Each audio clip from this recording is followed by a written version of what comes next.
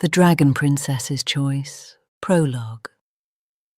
In the oral history of humanity, there are legends and myths of dragons, vast, fire-breathing creatures said to be capable of wiping out entire villages with a single breath of flame. Some believe dragons once existed.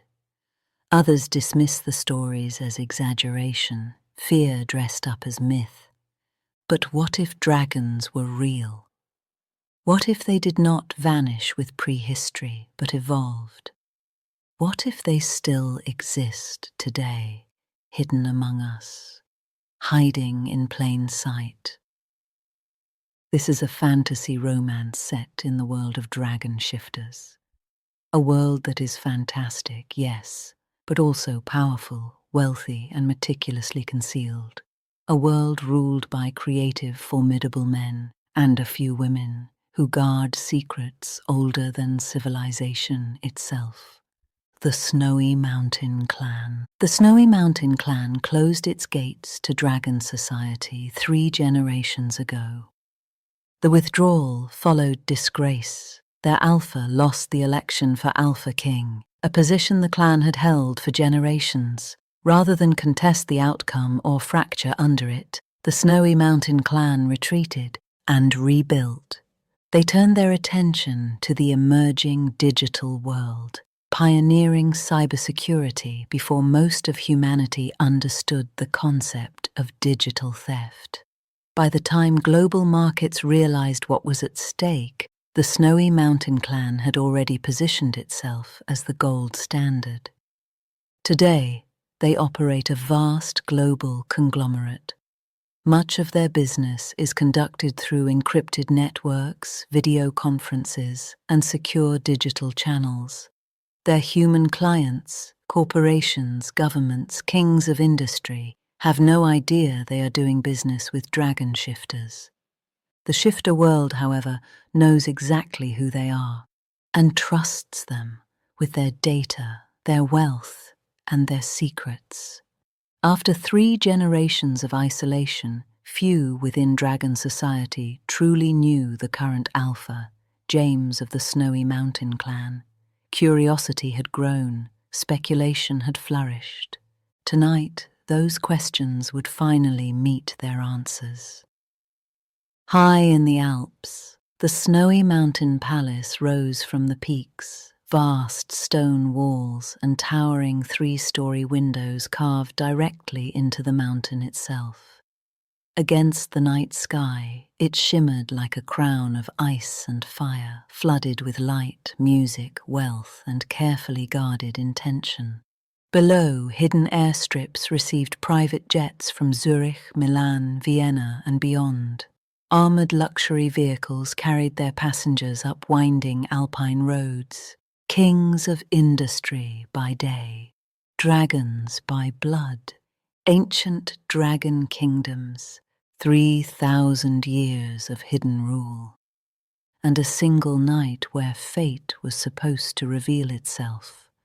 Princess in disguise.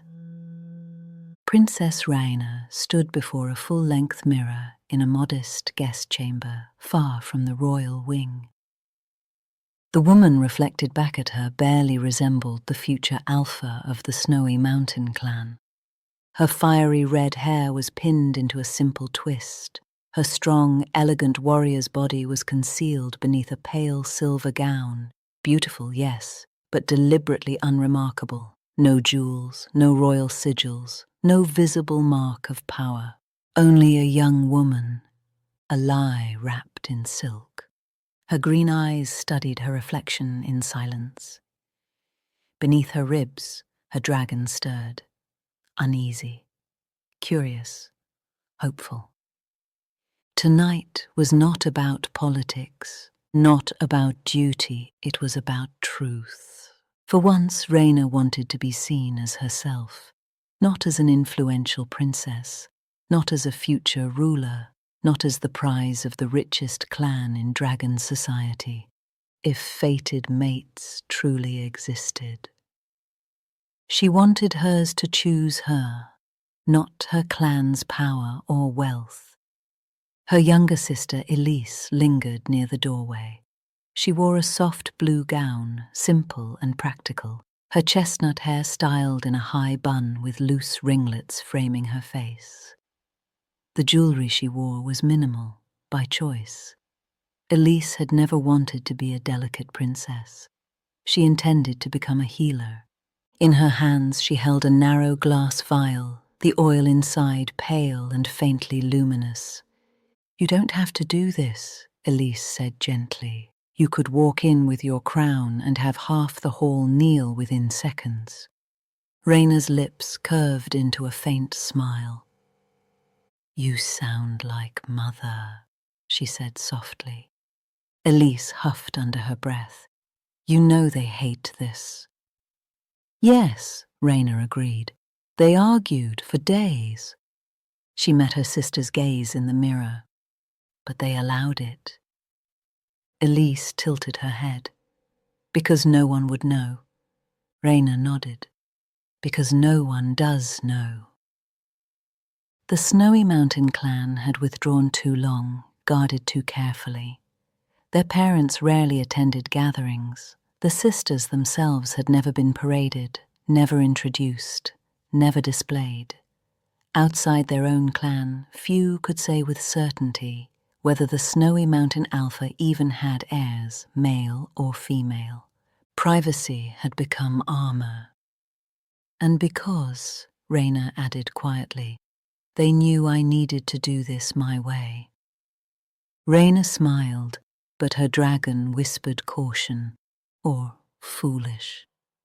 Elise stepped forward and wrapped her arms around her sister, holding her tightly for a moment. Then she pulled back and placed the vial into Reina's hand.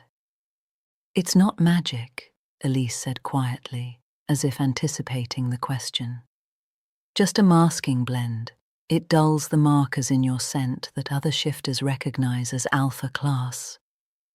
She lowered her voice further. "Pulse points only, wrists, throat, behind the ears. It should hold for 2 hours. After that, your natural scent will return." Reina turned the vial slowly between her fingers. It would not touch fate. It would not interfere with bonds or destiny. It would only silence the signals that made other shifters straighten, submit, or circle her without knowing why. Far below them, music swelled through crystal halls carved deep into the mountainside. Dragons in human form gathered beneath glittering diamond chandeliers, and somewhere among them fate waited. Elsewhere, far beyond the ballroom, in her private chambers, Queen Helena's jaw tightened. The Pinnacle delegation arrived safely to Snowy Mountain, an attendant said softly. But Prince Lander was not among them. King Norman's eyes narrowed. "Again? The ball is held by a different clan every 10 years. He hasn't attended since coming of age 30 years ago." The Queen's voice was tight with restrained displeasure. "This ball was arranged for alliance as much as ceremony. He knows its importance." "Or he rejects it," Normal said mildly, "as he rejects prophecy, as he rejects fate itself." Queen Helena's eyes hardened. "He cannot rule alone." Back at the Snowy Mountain Pack ballroom. The ballroom had never shone so brightly. Chandeliers lit the vast white stone ballroom in rivers of gold. Clear paneless windows soared from marble floor to vaulted ceiling, revealing the frost-draped Alps beyond.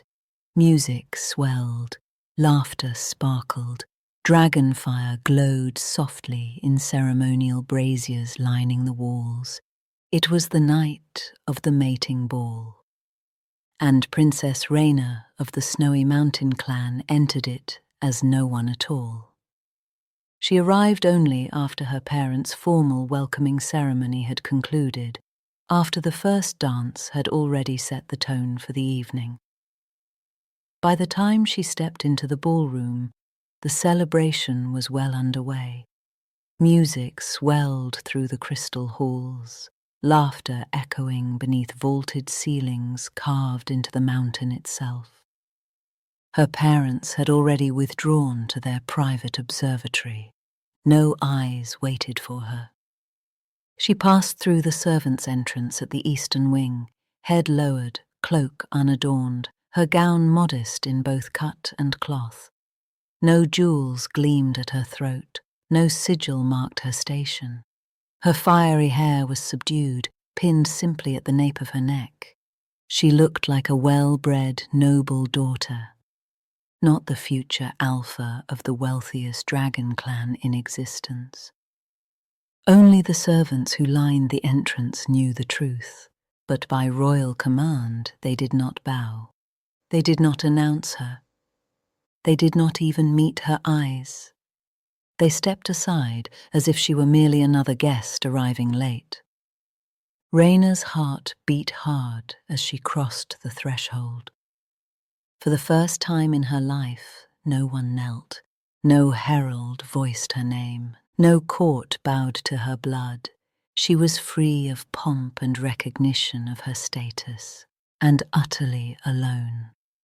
To anyone watching, she was merely another young female hoping to be chosen. Good, Reina thought. Chapter 1. The Rejection. The ballroom pulsed with wealth and power. Noble houses clustered in glittering circles. Dragons stirred beneath human skin, the air thick with heat and mating magic. And Reina moved among them unseen. She observed quietly. She watched daughters exhibited like prized jewels by ambitious parents. She listened to whispered alliances. She felt the faint echoes of mating calls ripple through the room as dragons searched for their destined counterpart. And then the pull hit her, sharp, sudden, unmistakable. Her breath caught as the bond flared to life inside her chest. Mate. Her green eyes lifted. She found him quickly using her dragon senses. Beta Air Eriksson of the Red Arrow clan. Handsome, tall, broad-shouldered, red dragon fire simmering beneath arrogant skin. He stood near the center of the floor, surrounded by admirers, his expression already bored with them all. And when his gaze landed on her, the bond snapped tight between them. His pupils flared, his dragon surged. For one suspended heartbeat, Reina thought, he feels it too. She saw his nostrils flare as he took a deep breath. The potion was working. He didn't catch her alpha aura. Then his eyes dropped to her plain gown, to the absence of jewels, to the unmistakable lack of status. His lip curled. He stepped toward her, not drawn by destiny, but by offense. The ballroom quieted as the tension rippled outward. "This is a mistake," Eriksson said coldly, his voice carrying easily across the floor as the music lulled between songs. "Whatever pull you felt, forget it. I do not take common mates." A murmur spread. Reina felt the sting ripple through her chest, but she did not flinch. His eyes hardened as he severed the final thread with deliberate cruelty. "I reject you." He hadn't even asked her name. Gasps echoed. Every dragon in the room felt it. The raw humiliation, the public severing of fate, the broken promise of a bond still blazing inside her. Reina stood utterly still. Then she lifted her chin and chose. Her voice was clear, steady, unshaken. "I accept your rejection." The bond shattered, not with a scream, but with a clean, brutal silence. Power rushed outward as the destiny meant to unite them was ripped apart by mutual consent. Somewhere on the far edges of the room, elders stiffened. Parents froze, dragons roared inside human chests. For creatures who lived centuries, even millennia, existence could become a slow erosion of meaning. A fated mate was more than love. It was endurance, an anchor across ages. Ancestors spoke of it as the one bond that made endless years bearable, a pairing the blood itself remembered. Alliances could be forged, marriages arranged for power, territory, or peace. Those were accepted, even respected. But a fated mate, that was sacred, desired above crowns and thrones alike. Reina met his gaze once, only once, her green eyes calm, proud, unbroken. Then she turned away and walked on, leaving behind a silence heavy with what had been irrevocably refused. Ericsson did not move. His dragon howled. The bond did not fade. It raged, slamming against his ribs, clawing for pursuit, for apology, for the instinctive need to follow what fate had marked as his. "You are a fool," it snarled, ancient and furious. "Go after her. Kneel if you must. Beg." Ericsson's hands curled into fists as he struggled to control his dragon. He mentally forced the beast back, locking it behind iron control and colder resolve. He straightened, smoothing his jacket as he ignored the judging eyes of the other dragons around him. He stood there unaware that the female he had just publicly rejected was not common at all, but the future alpha of the Snowy Mountain clan. Immediate aftermath. Whispers rippled through the hall behind her, uncertain at first, then urgent. Was that? That couldn't have been. But the hair, the bearing. Reina moved through them untouched, the sound washing over her like distant wind. Servants she passed stiffened, horror and awe flickering over their faces, but they obeyed their orders. They did not bow. They did not acknowledge her. Not yet. High above the ballroom in the royal gallery, the Queen of Snowy Mountain rose slowly to her feet. Her hands trembled. Beside her, the alpha closed his eyes, just briefly, as if struck. Their daughter had accepted a rejection meant to humiliate, and in doing so, she had sealed a future no one in that room yet understood.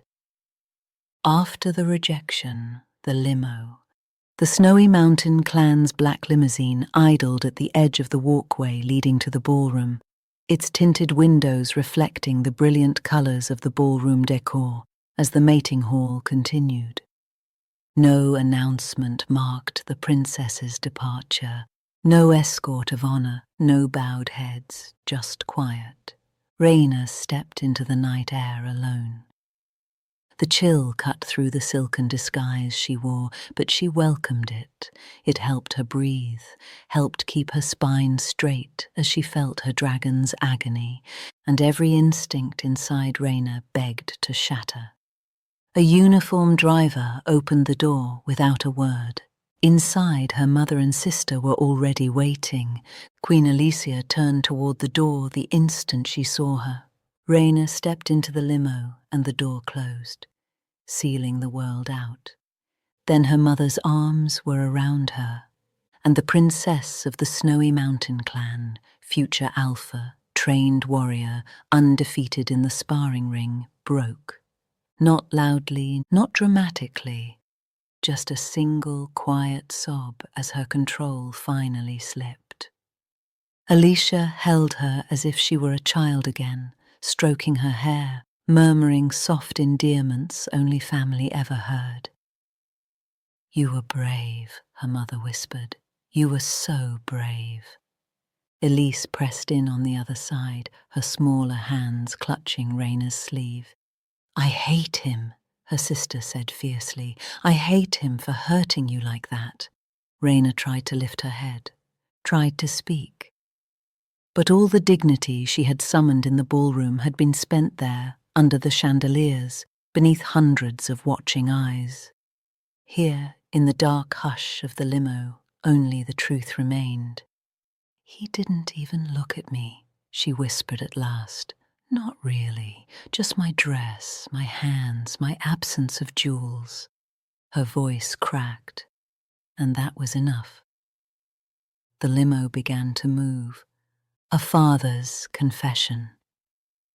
In the family wing of the Snowy Mountain Tower, high above the bejeweled lights of the ballroom, away from prying eyes and speculating tongues, Alpha James stood at the window. His beta Leif waited in silence. At last the Alpha spoke. I should be furious. Leif did not answer. He had learned long ago that the Alpha's fiercest words were often spoken to the night. But I am relieved. That earned a sharp glance from his beta. James's jaw tightened. I know the kind of male Erickson is. I know of his father's ambitions, of the games being schemed in the Red Arrow clan. He turned from the window at last, eyes dark with old knowledge. Had that bond held, I would have gained a political ally. His voice lowered. But I would have lost my daughter. Leif inclined his head slowly. She would have been a bargaining chip. Yes, James said, and once she took the Alpha seat beside him, she would never have been free. A long silence passed. Then, despairingly, tonight my child's heart broke, but her life may have been saved. Back in the limo, mother and daughters.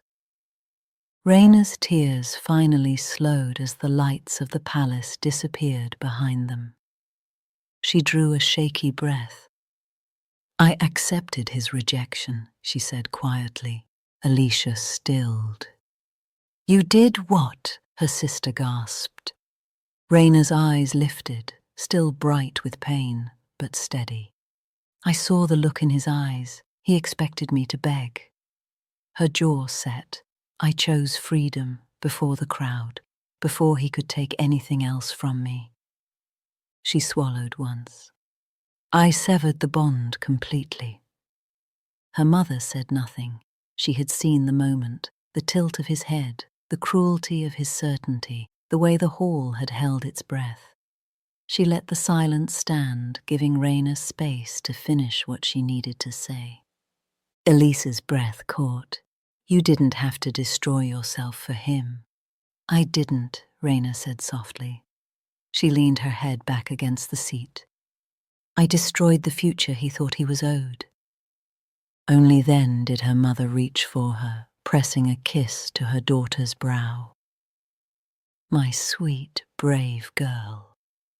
Her mother's lips trembled, not with grief this time, but with pride that was sharp, aching and fierce.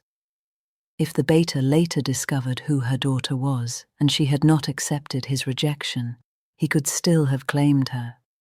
Now he could never claim her. Reina's trembling voice broke the quiet.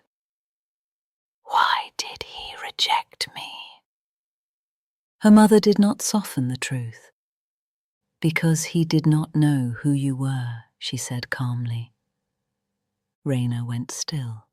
He did not value the bond, her mother continued. And a man who does not recognize what the bond brings, respect, alliance, legacy, does not deserve the privileges that would have come with it naturally. You are a royal princess, not of the ruling house, but of a bloodline with power, wealth, and standing older than his ambition. He saw none of it. Reina closed her eyes. The pain remained, but it was no longer shame. Chapter 2, 1 month later, training at Pinnacle. The rumors never spread. Not beyond the marble walls of the Snowy Mountain clan, not beyond the careful silence of Reina's parents or the fierce loyalty of her guards. What had happened at the ball remained unspoken, locked away with dignity, pride, and a wound that had not yet learned how to scar. The attendees had conjectured, but with no reaction from the Snowy Mountain clan or its alpha, the rumors had fizzled out. To the world, Princess Reina had simply returned home. To herself, she returned changed. The rejection lingered like cold iron beneath her ribs, not devastating enough to break her, but sharp enough to reshape her faith in things she had once believed inevitable: true mates, destiny. The promise that some force greater than choice would one day choose for her. Each day that passed, she believed in it less. And so she accepted the long-standing offer to attend the 6-month Advanced Leadership and Elite Warrior Training Program at the Pinnacle Red Dragon Clan, the most rigorous training any future ruler could endure. If fate could not be trusted, then strength would be earned. Arrival at Pinnacle. The transport that carried her from the mountains was sleek, black, and silent, a luxury armored limo that cut through winding alpine roads before lifting onto a private plateau airstrip. From there, a jet carried her across territories in discreet, guarded silence. No royal announcement, no ceremony, no banners, just another trainee arriving at Pinnacle, exactly as she wished. The road curved sharply, and then the gates of Pinnacle revealed themselves. Twin dragons of blackened stone reared above the entrance, their bodies coiled in mirrored vigilance, jaws parted as if mid-roar or mid-warning. They were not decorative, they were declarative, a reminder of what guarded this place and what would be demanded of those who passed within. The fortress rose from the mountains as if it had been grown rather than built, stone fused to cliff, towers carved upward into the cold sky. Snow clung to the highest peaks beyond, feeding thin falls of ice that traced the walls like frozen scars. There were no banners to announce allegiance, no colors to soften the lines, only endurance. Reina felt it then, not fear but assessment. Something deep within her stirred, ancient and attentive, as if measuring whether she would endure or be broken. This was not a court, not a sanctuary. This was a crucible. When Reina stepped out of the SUV onto the training grounds of the Pinnacle Red Dragon Clan, the air felt different, charged, disciplined, expectant. Massive stone structures rose from the cliffs like the bones of ancient beasts. Dragon-shaped spires pierced the sky. The entire compound pulsed with power carefully restrained. Here, reputations were forged and destroyed. The program was divided with brutal precision. Initially, future alphas trained and studied with alphas, and future betas trained and studied with betas. After 2 months, the groups would train together along with some of the elite warriors from their clans. Leadership instruction by retired alphas and ruling strategists. Diplomacy taught by queens, ambassadors, and human world negotiators. As all trainees were future leaders, there would be no special treatment for anyone. Only skill would speak. The quiet rising. The first weeks were relentless. Morning conditioning at dawn. Weapons training until her arms trembled. Combat drills that tested endurance beyond pain. Afternoons spent dissecting military campaigns, strategy, economic collapses, and historic leadership failures that had ended dynasties. She did not excel loudly, she excelled steadily. By the end of the first week, the Royal Guard instructors noted her stamina. The weapons master quietly adjusted her difficulty level. The sparring partners stopped underestimating her size. By the 3rd week, whispers followed her through the armory. Fighters began requesting her as a sparring partner. Former alphas began asking thoughtful questions during strategy sessions. No one called her Your Highness. She was simply Alpha Air Reina or Reina. The red-haired warrior who did not quit, the quiet strategist who listened more than she spoke, the one who rose after every fall.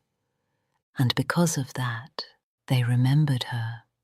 Ironically, the very simplicity of her appearance at the mating ball, the same thing that had led to her rejection, had shielded her identity. Many who trained beside her had been present that night, and never realized that the female they now respected was the same one rejected in open court. Reina's private resolve. At night, alone in her quarters overlooking the sheer drop of the Pinnacle cliffs, Reina would sit with her hands clasped and breathe through the ache that had never fully left. Not pain of the heart, but doubt. The question that haunted her was not, "Why was I rejected?" It was the bond wrong, or was I? But slowly, steadily, through sweat, bruises, and silent victories, she began to believe a different truth. If a mate ever chose her again, it would not be because of prophecy, not because of bloodline, not because of destiny. It would be because he saw her and chose her. Chapter 3. Their paths cross again. The stone paths of the Pinnacle Red Dragon clan rang with the sound of boots as future alphas and betas made their way toward the arena at dawn. Mountains loomed in every direction, their snow-capped peaks blazing pink under the rising sun. It was the first joint training session with all warrior classes. Ericsson strode beside his alpha, Roderick, riding the pride of his position, until he saw her, walking at the far edge of the formation, head high, spine straight, red hair braided down her back, simple black training leathers hugging a body built by discipline and war. The same woman he had dismissed in silk and candlelight. Ericsson's breath caught. Her scent hit him a heartbeat later. Alpha, clean, commanding, unmistakable. It settled into his senses with quiet authority, earned, not proclaimed. His dragon laughed, not in delight, in derision. "Now you smell her," the beast mocked, "and now you understand what you threw away." Ericsson's jaw tightened. "She hid it," he muttered. "At the ball. That's why I didn't know. She masked herself." His dragon turned on him instantly. "And if she had not?" It snapped. "Would you have been worthy then?" The beast pressed closer, its presence sharp and unforgiving. If fate bound her to us, rank was irrelevant. Alpha, Omega, warrior-born or crowned, none of it excuses rejection.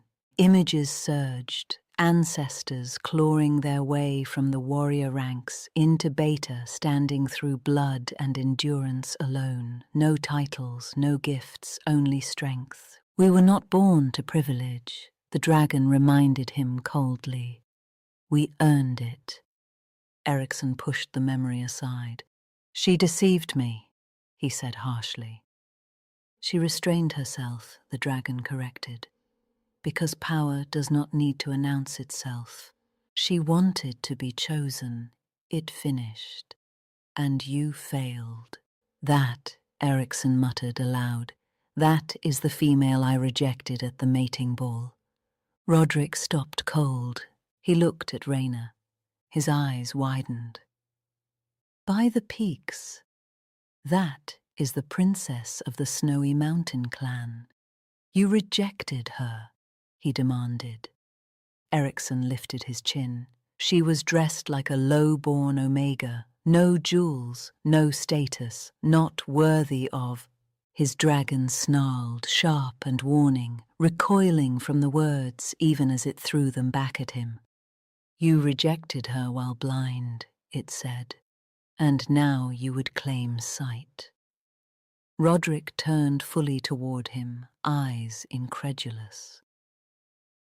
You told me your mate was a lowly Omega, he said slowly. He glanced back toward Reina, then returned his gaze to Ericsson. Hard, calculating.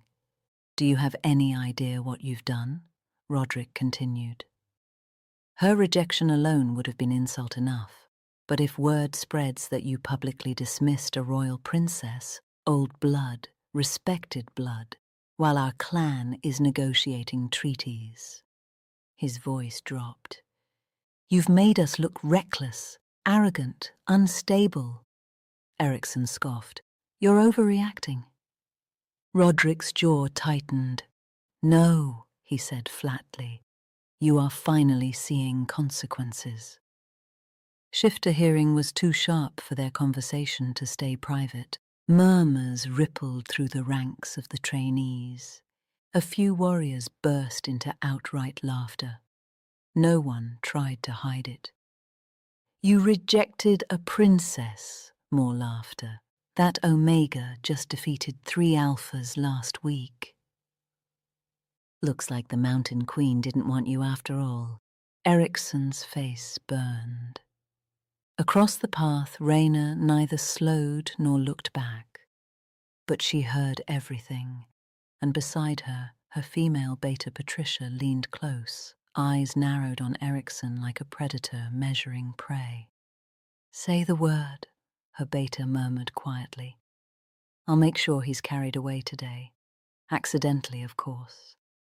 Reina's lips curved faintly, a sad, restrained smile.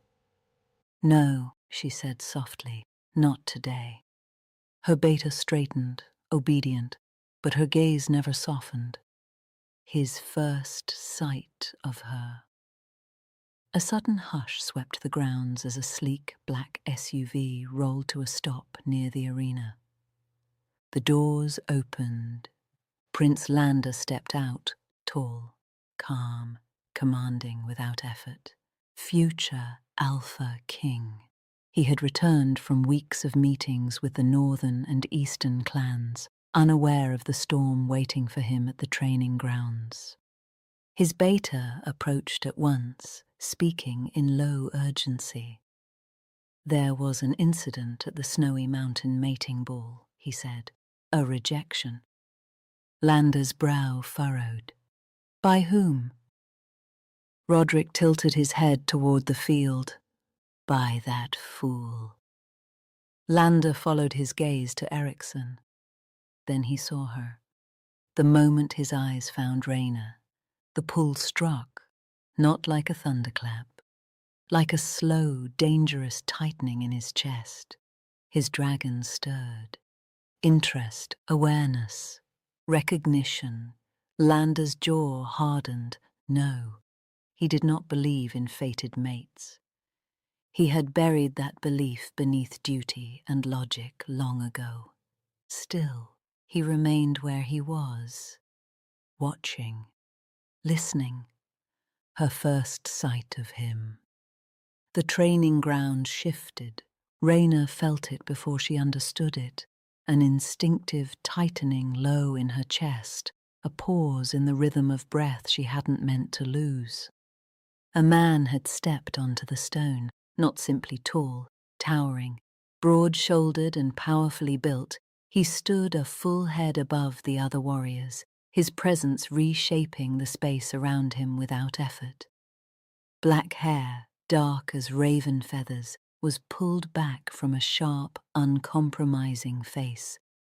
His eyes, ice blue and piercing, cut across the grounds with quiet precision, missing nothing. When they found her, they held. Her dragon surged forward instantly. Mine. The word wasn't spoken, it was felt, raw, possessive, certain. Reina forced a steady breath, her expression unchanged. Control yourself, she warned. Why? The dragon pressed, unapologetic. He sees, he stands, he is strong. Reina swallowed, pulse betraying her calm. Strength is not enough. The dragon huffed, unimpressed. It is a very good beginning. Lander's gaze shifted away, already moving on, but the echo of his attention lingered, sharp and unsettling. Reina exhaled slowly. She told herself it was nothing. Her dragon did not believe her for a moment. The challenge, weapons were issued.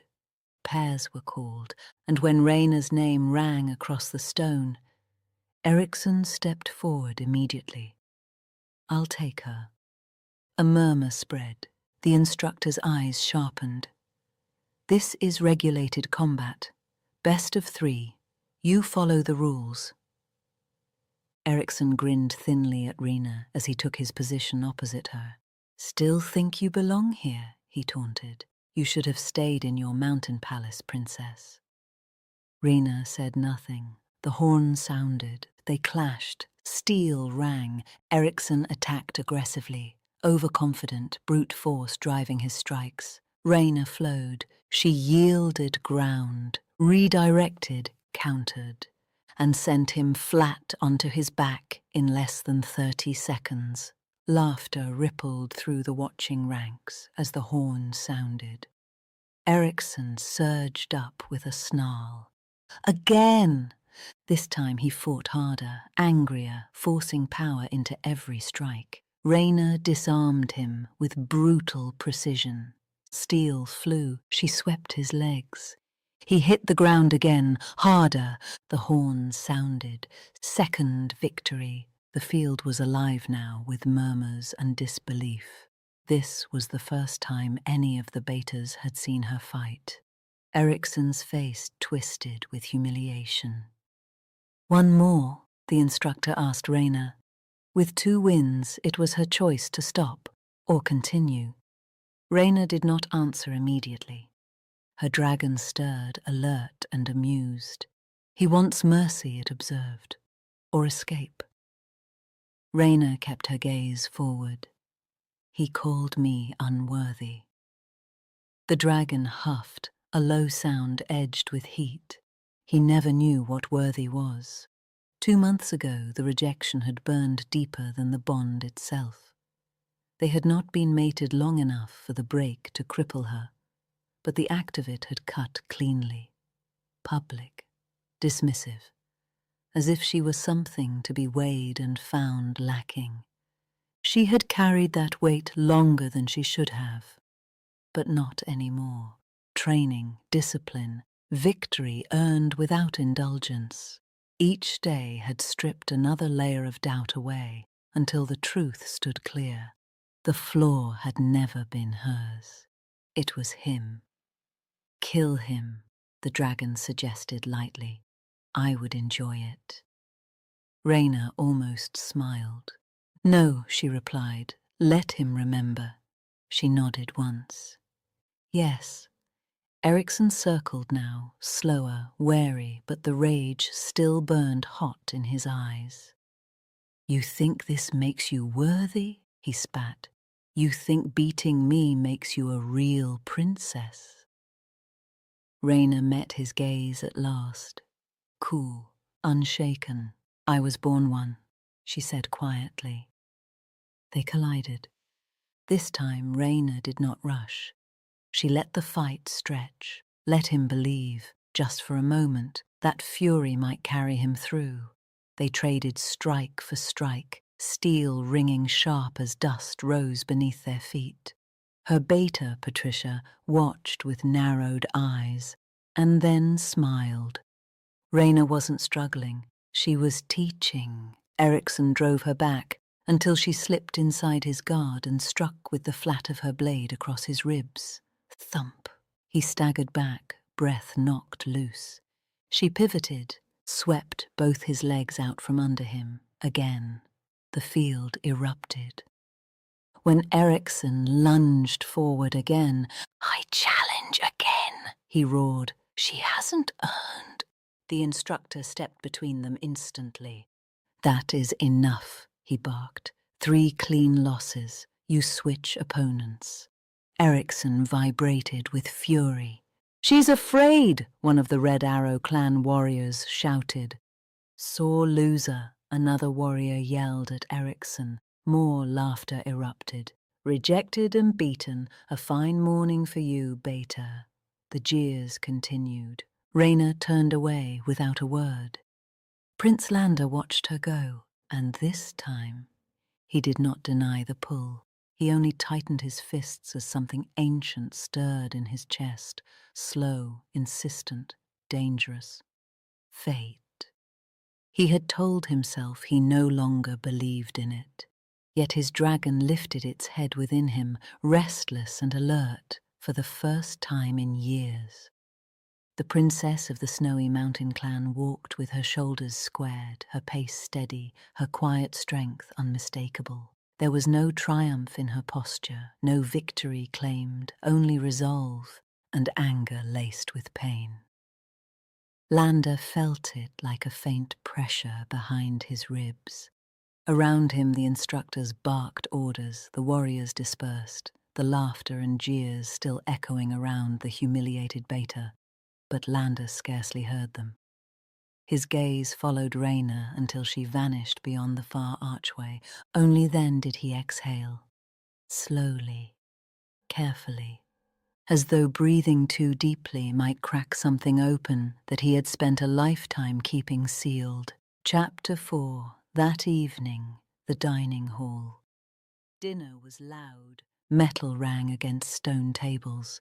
Dragons in their human form laughed, boasted, replayed the morning's battles with exaggerated gestures and bruised pride. Victory was toasted, defeat was mocked. Lander sat with his Beta and the Pinnacle warriors at the high table, his posture relaxed, his expression bored to perfection. But his attention was not on the revelry. Across the hall, at a table in the midst of the noisy warriors, Princess Reina sat between her female Beta and another female warrior. She ate little, spoke less. Her attention remained on the rim of her cup rather than the room. More than once, Lander caught himself watching her. Each time he forced his gaze away, his Beta saw everything. "You're going to burn a hole through the hall if you keep staring like that," his Beta murmured without looking at him. Lander lifted his cup, drank. "You imagine things." His Beta finally turned his head. "I imagine nothing. You haven't watched a female like that in 3 decades. Lander's jaw tightened. "Drop it." The Beta studied him for another heartbeat, then gave a slight nod. But his eyes said he would not forget. Later, the prince's private quarters. The doors closed behind them with a soft, decisive thud. Only then did Lander release the tension in his shoulders. His Beta leaned back against the stone wall, arms folded. "All right, now you can lie to me if you like, but I'll still know the truth." Lander crossed the chamber to the window. Outside, snow drifted against the mountain peaks in slow, endless silence. "She's his rejected mate," the Beta said quietly, "and you looked at her like she was yours." Silence stretched. Then Lander spoke. "I felt the pull." His Beta stilled. For the first time since... Lander paused. Since her. Understanding dawned slowly across his friend's face. "The one from 10 years ago. The one who rejected you." Lander nodded once. The sting had dulled with time, but it had never vanished. "She wanted a crown," he said quietly, "not an inheritance, not someday." His mouth curved, sharp with old bitterness. "My father was still alpha. She didn't want to wait decades for power to pass." The Beta exhaled slowly. "So she chose to become a chosen mate." "Yes," Lander said, "to a sitting alpha, gaining immediate authority as his Luna." He looked away. Not a prince who believed patience mattered. The truth was still bitter. She chose ambition over fate. His beta had known, but not the details. "And your parents?" the beta asked slowly. "They never knew." "They never will," Lander said. "They believe in fated bonds the way priests believe in gods. I could not stain that for them." The beta was silent for a long moment. "And now?" he asked. Lander turned from the window. "Now fate dares to place another before me." "The princess," the beta said. "Yes." "And what will you do, my prince?" Lander hesitated. For the first time in a very long while, he did not have an answer ready. "She is wounded," he said finally, "humiliated, guarded. She already carries the weight of another bond shattered in public." "And you?" His beta pushed. Lander inhaled slowly. "I do not believe in fate," he said. His dragon stirred again. He put his hand over his heart as he acknowledged his dragon. "But it believes in her." The beta stared at him. "You realize what that makes her?" Lander's voice was quiet. "My second chance mate." Obstacle course, sabotage exposed. The next day, the training grounds buzzed with anticipation as the teams assembled before the towering obstacle course. Stone walls rose high, ropes dangled from iron beams, and platforms loomed above a pit of packed earth and gravel. Today was Reina's team's turn to go first. Ericsson stood near his alpha, jaw tight, eyes burning as he watched her take her place at the front of her unit. She looked calm, focused, unbreakable. Prince Lander stepped forward unexpectedly. "Warrior Kale," he said evenly to their instructor, drawing every eye, "I recommend allowing the Red Arrow team to lead this round." The instructor frowned. "Their team is slated to observe first." "A test is truest when no one expects it," Lander replied coolly. Ericsson stiffened. The instructor studied the prince for a moment, then nodded. "Very well. Red Arrow first. Move." Ericsson hesitated only a fraction of a second before stepping forward. He had to go first now. Refusing would be noticed. He launched himself toward the rope, halfway up. Snap! The rope shredded apart with a violent crack. Ericsson slammed hard into the ground, the impact driving the air from his lungs. A stunned silence fell over the field. Dust drifted. Pain radiated through his arms and back as he rolled onto his side, gasping. The instructor's eyes darkened. "That rope was inspected this morning," he growled. Prince Lander stepped forward. "It was sabotaged after inspection," he said evenly. The entire training ground froze. The instructor turned slowly. "You are making a serious accusation, Your Highness." Lander inclined his head slightly, not defensive, not apologetic. "I was on the grounds before dawn," he said. "I run my own drills before formal practice." That landed, quietly, credibly. "I saw him then," Lander continued. "He nicked the rope with a blade and disguised the cut." Shock rippled through the trainees. Roderick's head snapped toward his beta. "You what?" The scent of fear and deceit rolled off Ericsson in a sharp wave. Every alpha present caught it at once. Ericsson pushed himself up on one elbow. "He's lying." "Silence," the instructor snapped, cutting him off with a raised hand. He turned back to Lander. "You are certain?" Lander's gaze never wavered. "Completely." Murmurs broke out now, some sharp with disbelief, others edged with grim amusement. A few trainees laughed outright, more stared at Ericsson with open contempt. The instructor's voice dropped walked into something cold and lethal. So, you had extra time this morning, time enough to sabotage training equipment. Erickson swallowed. The instructor pointed toward the outer trail that circled the mountain. You will run 20 miles immediately.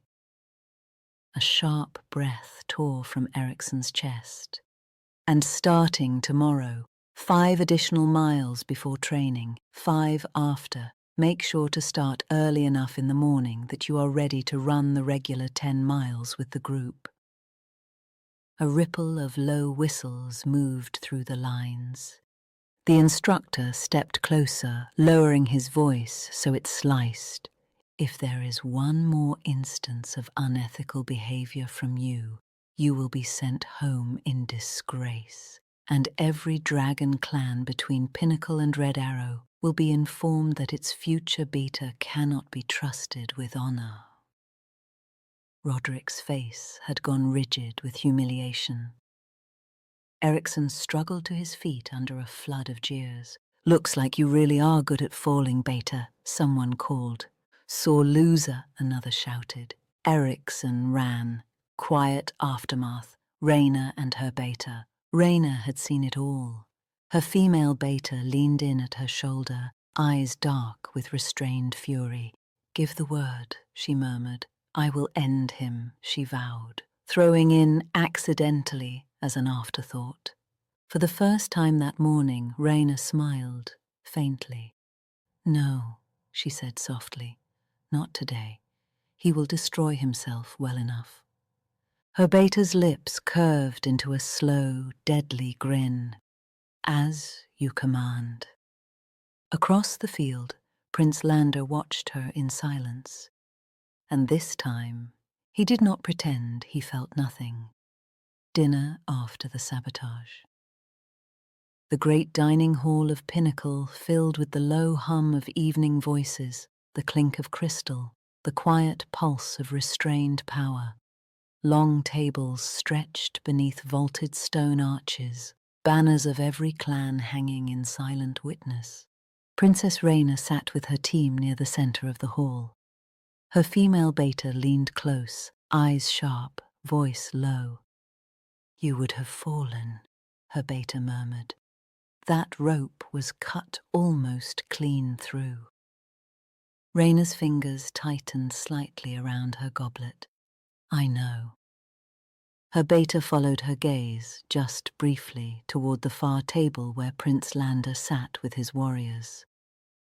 He saw it, her beta said quietly, before the trial began, before anyone else. Reina exhaled slowly, and he said nothing to me. He said nothing publicly, her beta corrected, but he made sure the traitor revealed himself. Reina's lips curved faintly. That was no accident. No, her beta agreed. That was protection. Reina's gaze drifted only a fraction toward the far side of the hall.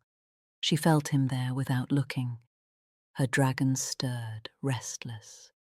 Why do you stand so far away? Reina inhaled slowly, because distance still matters. The dragon pressed closer, a low thrum beneath her ribs. Not to us. The pull is clear. He is clear. I'm not ready, Reina answered, firmer than she felt. Acknowledging it changes things. It already has, the dragon replied, impatient and unyielding. You feel it. I feel it. He feels it. Reina's fingers curled once at her side, grounding herself. Patience, she warned. The dragon huffed softly, but did not retreat. Very well, it conceded, but I will not be ignored forever. Across the hall, Prince Lander sat rigid and silent, painfully aware of the woman across the room. He did not stare. He did not allow his head to turn, but every instinct in him tracked her. His beta leaned in, voice pitched low. You're watching her again. Lander did not deny it this time. I'm watching the room. His beta's brow lifted. You've watched rooms your whole life. You've never watched one like this. Lander said nothing. His gaze flicked briefly toward Reina, just long enough to confirm she was safe, untouched, breathing, and then away again. She almost fell today, his beta said softly. Yes, Lander answered. And you rearranged the board so justice walked into the light by its own feet. Yes. His beta studied him. You could have exposed the sabotage immediately. She would have been humiliated, Lander said quietly. And she has carried enough of that. His beta went still. So it is like that now. Lander's jaw tightened. Later, in the solitude of his private chambers, silence pressed down like a living thing. His beta stood near the door. You didn't deny it. I'm done denying it, Lander said. The words surprised even him. His dragon stirred, not in agitation, but in hungry, hopeful recognition. She is still bleeding inside, Lander continued quietly. I can see it. I can feel it. Every step she takes is steady, but guarded. His beta crossed his arms. So, what will you do, Your Highness? Claim her, challenge fate, announce destiny. Lander gave a short, humorless breath. No. He turned toward the window, the moonlight outlining the hard angles of his face. I will be her friend first, he said. I will earn the right to stand at her side without invoking prophecy, power, or crown. And if she never chooses you? Lander's answer was immediate. Then I will still have chosen her. In his mind, he felt his dragon bow its head in solemn agreement. Slowly, carefully, this time, love would not be a conquest. It would be permission. Chapter 5. The King and Queen receive unexpected news. The private solarium of the Alpha King was quiet when Warrior Kale was announced. Sunlight streamed through tall arched windows, painting the stone floor in gold. Alpha King Norman stood at the map table reviewing border reports, while Queen Helena reclined near the hearth, embroidery forgotten in her lap. Enter, Norman called. Kyle stepped inside, armored and formal, fist to chest in salute. My king, my queen. At ease, Kale, Norman said. You asked for a private word. Speak. Kale hesitated only a fraction of a second. It concerns Prince Lander and a visiting trainee. Helena lifted her head at once. Ah, you've seen it too, then? Norman shot her a warning glance. Let the man speak before you plan weddings, Helena. Kale cleared his throat, clearly aware he was stepping into delicate territory. During training today, Your Majesty, I observed Prince Lander arriving early, alone. He was restless, distracted. When the Snowy Mountain team entered, his attention fixed on Princess Reina. Norman's hands stilled on the table. He watched her through the entire session, Kyle continued. Not as a commander watching a fighter, but as a male watching his mate. Helena's eyes lit instantly. Oh, I knew it. I felt it the moment she entered our gates. Did you see how he stood when she fought? Like a coiled dragon trying not to leap. Norman exhaled slowly. Helena. But she was already smiling, warmth blooming across her face. She is strong, Helena said, disciplined, born of the old royal bloodline that has endured without needing a throne to validate it. She turned slightly, eyes bright with thought. and Lander carries the strength of the modern alpha line, earned, tested, unquestioned. Norman studied her, understanding dawning. Old power, he murmured, and present authority, Helena finished softly. The melding of what was revered with what now leads. Their dragons would make formidable heirs. Norman turned to Cale. Has he spoken to her? No, my king, Cale replied. Not a word.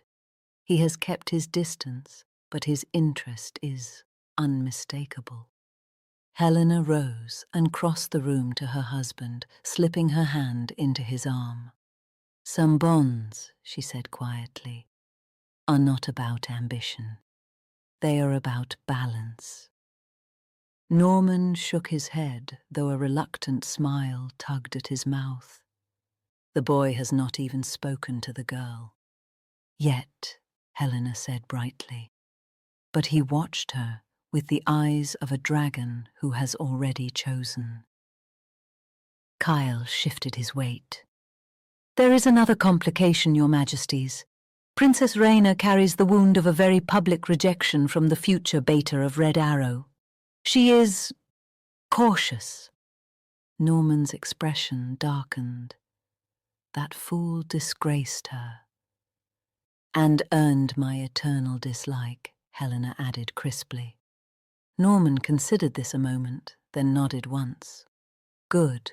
The path must be his to walk. No pressure, no manipulation. If there is a bond, it will declare itself in its own time. Helena smiled softly, hope flickering in her gaze. And if it does, this time no one will be allowed to tear it apart. Norman squeezed her hand. A new generation deserves better than the wars we survived. Kyle bowed. Then I will continue to observe my king quietly. Do so, Norman said, and Cale. Yes, Your Majesty. Norman's eyes sharpened. If my son breaks his silence at last, tell me immediately. After Kyle withdrew, Helena was already pacing, hands clasped in front of her as her mind raced ahead of the present. 3 months remain in training, she mused aloud. 3 months is more than enough time for sparks to become flame. Norman lifted a brow. You're planning something. She turned with a brilliant smile. A ball. His eyes widened slightly. A ball? Yes, to celebrate the completion of training, a gathering of all clans, formal, public, joyful. Her eyes glittered with vision. A perfect stage for courtship, and perhaps even an announcement. Norman frowned thoughtfully. We have never held a ball for the end of training. Helena's smile only grew stronger. Then it will be a new tradition. He studied her for several quiet seconds before chuckling under his breath. You are already planning weddings and grandchildren. Of course I am, she said serenely. That is a queen's duty. He shook his head fondly. Chapter 6. First Words. It took Prince Lander a full week to find the nerve and the breath to match her pace. Every morning she ran at the front of the pack, long strides eating up the ground, breath steady, posture flawless, no hesitation, no glances back. Princess Reina ran like someone who had learned long ago that if she slowed, the world would pass her by. The first day he tried to keep up, she left him behind within minutes. Not because he lacked endurance, but because, as he pulled abreast of her, he drew a deep breath and her scent hit him all at once. He nearly lost his footing. He lost himself in honeysuckle, bright and wild, threaded with the cold purity of a mountain spring just after the first thaw. Clean, alive, disarming. It stole the air from his lungs and scattered his focus, and by the time he recovered, she was already a narrowing figure on the trail ahead. The second day, he lasted longer. By the fourth, his lungs burned and his muscles screamed. But he was closer. Each night after dinner, while the others rested or socialized, Lander returned to the track alone. He ran under moonlight and starlight, pushing himself harder than he ever had in training. Not for glory, not for duty, for her. Because when he finally spoke to her, he would not let her outrun him. This morning, he kept pace beside her at the front of the formation. She noticed instantly. Her gaze flicked to him, cool, guarded, questioning, before returning to the path ahead. He matched her stride. For several long moments, neither spoke. Only the rhythm of boots against stone, breath against cold air. At last, he said lightly, careful to keep his tone casual, "You always run like you're being chased." She glanced at him again, surprised despite herself. "Maybe I am. By what?" She considered, eyes forward, the past. He absorbed that in silence. They ran another quarter-mile before he tried again. "You don't slow for anyone." A corner of her mouth lifted, not quite a smile. "I learned not to." There was no accusation in her tone, no softness either, just truth. He nodded. "Fair." The wind whipped between them. Snow dusted the edges of the path. When she finally looked at him fully, her green eyes assessed him with clear intelligence. "You've been training extra." He didn't deny it. "You're fast." "I am. And I didn't want you to leave before I found the courage to speak." That earned him a real pause. She slowed. Not enough for the others to notice, but enough that he felt the change. "You chose a dangerous approach, Your Highness," she said quietly. "Running beside me invites attention. I was hoping it might invite a conversation." Silence stretched again. Then, unexpectedly, she said, "Keep up." She accelerated after issuing that challenge, and this time he stayed with her, side by side, not as prince and princess, not as fate and fire, just two warriors sharing breath and pace in the early morning cold. And for the first time since the mating ball, Reina did not feel alone at the front of the world. After the morning run, the first crack in the wall, the bell rang sharp and clean across the training grounds. Water break. Reina barely slowed as she reached the edge of the field. Sweat traced the line of her temple, her breathing steady despite the brutal pace she had kept for 10 relentless miles. Around her, warriors bent forward, hands on knees, gasping for air. Behind her, Prince Lander stopped too, barely staying upright. His lungs burned, his legs shook, but he didn't fold over. She took her water from the table, drank with swift control, then turned, only to find him standing far closer than she expected. "Do you ever rest?" he asked lightly. She studied him for a moment, green eyes cool, unreadable. "Rest is for those who plan to lose." A faint smile touched his mouth before he could stop it. "So," he said, gesturing toward the track they had just conquered, "was that pace meant to discourage pursuit or test it?" Her gaze flicked to his chest, still rising too fast. Then back to his eyes. "You're already discouraged," she said calmly. "You just don't know it yet." She capped her water and stepped past him with effortless grace. Behind them, a few warriors snorted with quiet laughter. Lander watched her go, something unfamiliar tight in his chest, not pain, challenge. But their day had just begun. He drank his water steadily as he worked to control his breathing. Wash-up corridor. Steam rolled from the open archways as warriors peeled off toward the wash halls. Reina moved with her usual purpose, her female beta falling into step beside her. "You let him live," her beta murmured dryly. "I'm disappointed." Reina's lips curved faintly. "He's not the threat I once thought he might be." Her beta's eyes flicked back to where Lander stood speaking with his own beta. "Oh, I wasn't talking about the prince."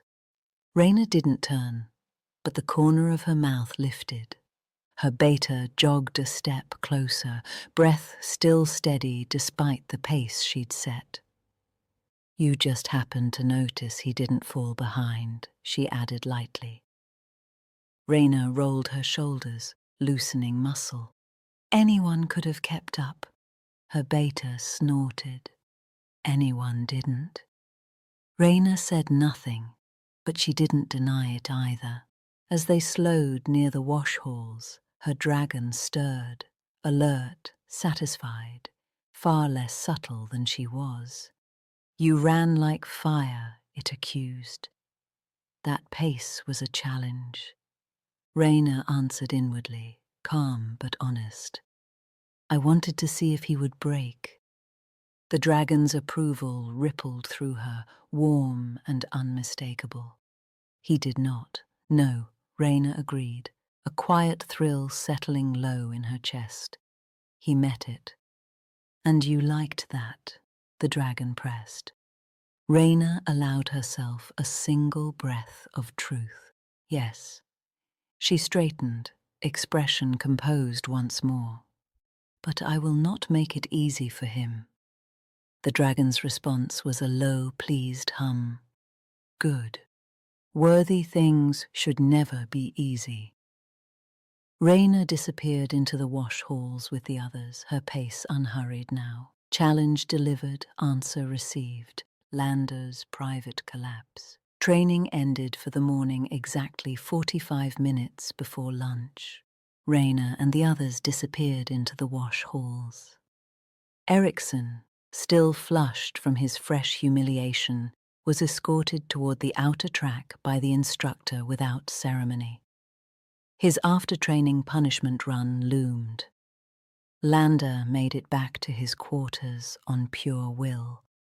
The door closed, and he folded.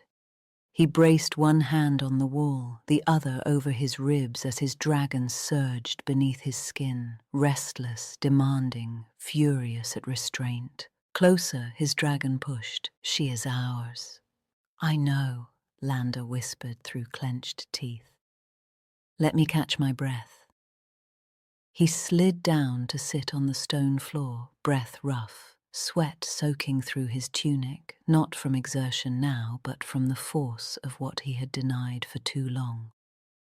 Across the complex, Princess Reina was still carrying the ache of rejection like a blade beneath her ribs, and his dragon felt it. Every heartbeat. For 2 weeks, Lander kept pace with Reina during the morning runs. He never crowded her, never pressed. Afterward, he returned to his assigned training group, content to let the space between them remain unbroken. Their conversations were brief, measured, but each day he caught her smiling a little more, her guard easing in ways neither of them acknowledged aloud. Neither of them realized they were being watched. Chapter 7. The Night of the Taking. Ericsson saw everything, and he fumed. In his mind, the bond had never truly been broken, only denied. Destiny, he believed, was not something granted. It was something seized. His dragon did not agree. It stirred uneasily beneath his skin, restless and restrained, recoiling from the shape his thoughts were taking. The bond pulsed, not with hunger, but warning, not like this. The dragon wanted her, fiercely, reverently, but never by force. It would rather tear itself apart than harm its fated mate, physically or emotionally. Pain inflicted upon her would be pain returned tenfold upon itself. That was law, that was instinct. Ericsson ignored it. He had learned long ago how to cage the beast when it interfered with ambition. The human part of him did not see a mate.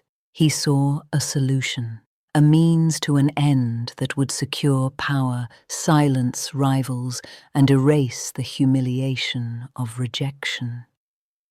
He refused to remember the words he had spoken before the court, the moment he had cast her aside. That truth did not serve him. Entitlement rarely tolerated contradiction. Ericsson was not reckless. He was methodical, strategic. The very qualities that had made him effective in command now bent themselves toward obsession. He studied patrol rotations, noted gaps, anticipated responses, every variable accounted for, except the one that mattered most: consent. He had decided to take her back, by force. His dragon recoiled. Ericsson tightened his control, burying the protest beneath iron will. In his mind, it was not an abduction. It was a correction. He would take her on the night of the field training, fewer eyes watching, and he had plans for her unit. They would sleep through the night, and the deed would be done before anyone knew she was missing. The field test. Tonight was the field test, and Reina and her group were well prepared. Night settled over the training wilderness like a veil of ink. Reina's unit had completed their recon hours earlier, moving unseen through contested ground, mapping patrol routes and supply markers without a single spoken word. 6 warriors, one purpose, every motion precise. They made camp in a narrow ravine beneath towering pines, the kind of place that swallowed sound and shadow alike. Weapons were secured, watches rotated without instruction, canteens passed hand to hand. Reina observed it all with quiet satisfaction. This was how a unit should function, each member aware of the others without needing command. The 4 male warriors in her group followed her signals without hesitation, adjusting pace and formation instinctively, never once questioning her authority. Not because she demanded it, because she had earned it. She let her gaze move across them now as they settled, disciplined, alert even in exhaustion. Warriors who understood that leadership was not dominance but coordination, trust. The thought came unbidden. Ericsson could never have done this. He had never been able to listen, never able to yield space. He mistook command for control, strength for entitlement. The idea of serving beside her, of running a pack with her, would have been a constant battle. A slow exhale left her. The rejection had saved her. She saw that now with a clarity she hadn't possessed before. Fate had spared her years of quiet war, of being diminished, challenged, undermined by a mate who could not respect what she was. She leaned back against her backpack, stars scattered above the narrow strip of sky. And then, because her thoughts were no longer guarded, Lander rose unbidden in her mind. His steady presence, his restraint, the way he listened before he moved, the way he followed without resentment and protected without claiming. The warmth of that realization settled deep in her chest. She reached for her canteen again, took another swallow, and the world shifted. Sleep dragged at her mind like thick fog, heavy, disorienting. Her limbs grew sluggish, her vision blurring at the edges. The stars smeared into streaks of light. Her dragon stirred, not in panic. In warning, something is wrong, the water. The Snowy Mountain clan did not leave survival to chance. From the time their warriors were old enough to train, they were given controlled doses of sedatives, venoms, and rare mountain toxins, never enough to cause harm, but enough to teach the body to endure, to recognize the edge of oblivion and pull back from it. Enemies favored poison, assassins favored quiet. A warrior who could be rendered helpless with a single draught was already dead. Reina had been conditioned for this. The drug slowed her, but it did not claim her. Her pulse remained steady. She blinked her eyes as she looked over at her unit. They were all asleep, including her beta. They were probably drugged as well. If she hadn't been comparing her team's performance to how Erickson would have reacted to her leadership, she would have fallen asleep before the drug started to kick in. Her awareness fractured but did not vanish. Beneath the fog, instinct sharpened.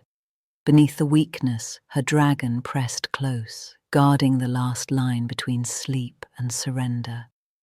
She forced a shallow breath into her lungs. She stayed awake, but she wasn't alert enough. Suddenly, cold metal snapped around her wrists, dragon cuffs. Her eyes flew open in terror. A shadow loomed over her from behind, moving fast, precise, practiced. She struggled, but her body would not answer her fully. Her vision swam as she was lifted from the ground. She caught his scent, her former mate. Erickson believed her unconscious. He was wrong. Panic exploded in her chest, and her dragon screamed, not in sound, in bonded alarm, Lander's response. Prince Lander jerked awake in a roar of fire that never left his lungs. The pull between them, once faint, once denied, now howled. Danger, chains, fear, her fear. Her dragon's scream ripped straight through his blood. His dragon answered. His ice-blue dragon was in the air before thought caught up to motion, steel blue scales snapping into place like forged ice, power coiling into disciplined form. Blue was rare among the Pinnacle Red Dragon clan, an ancient mark whispered to herald uncommon strength and the rise of formidable leaders.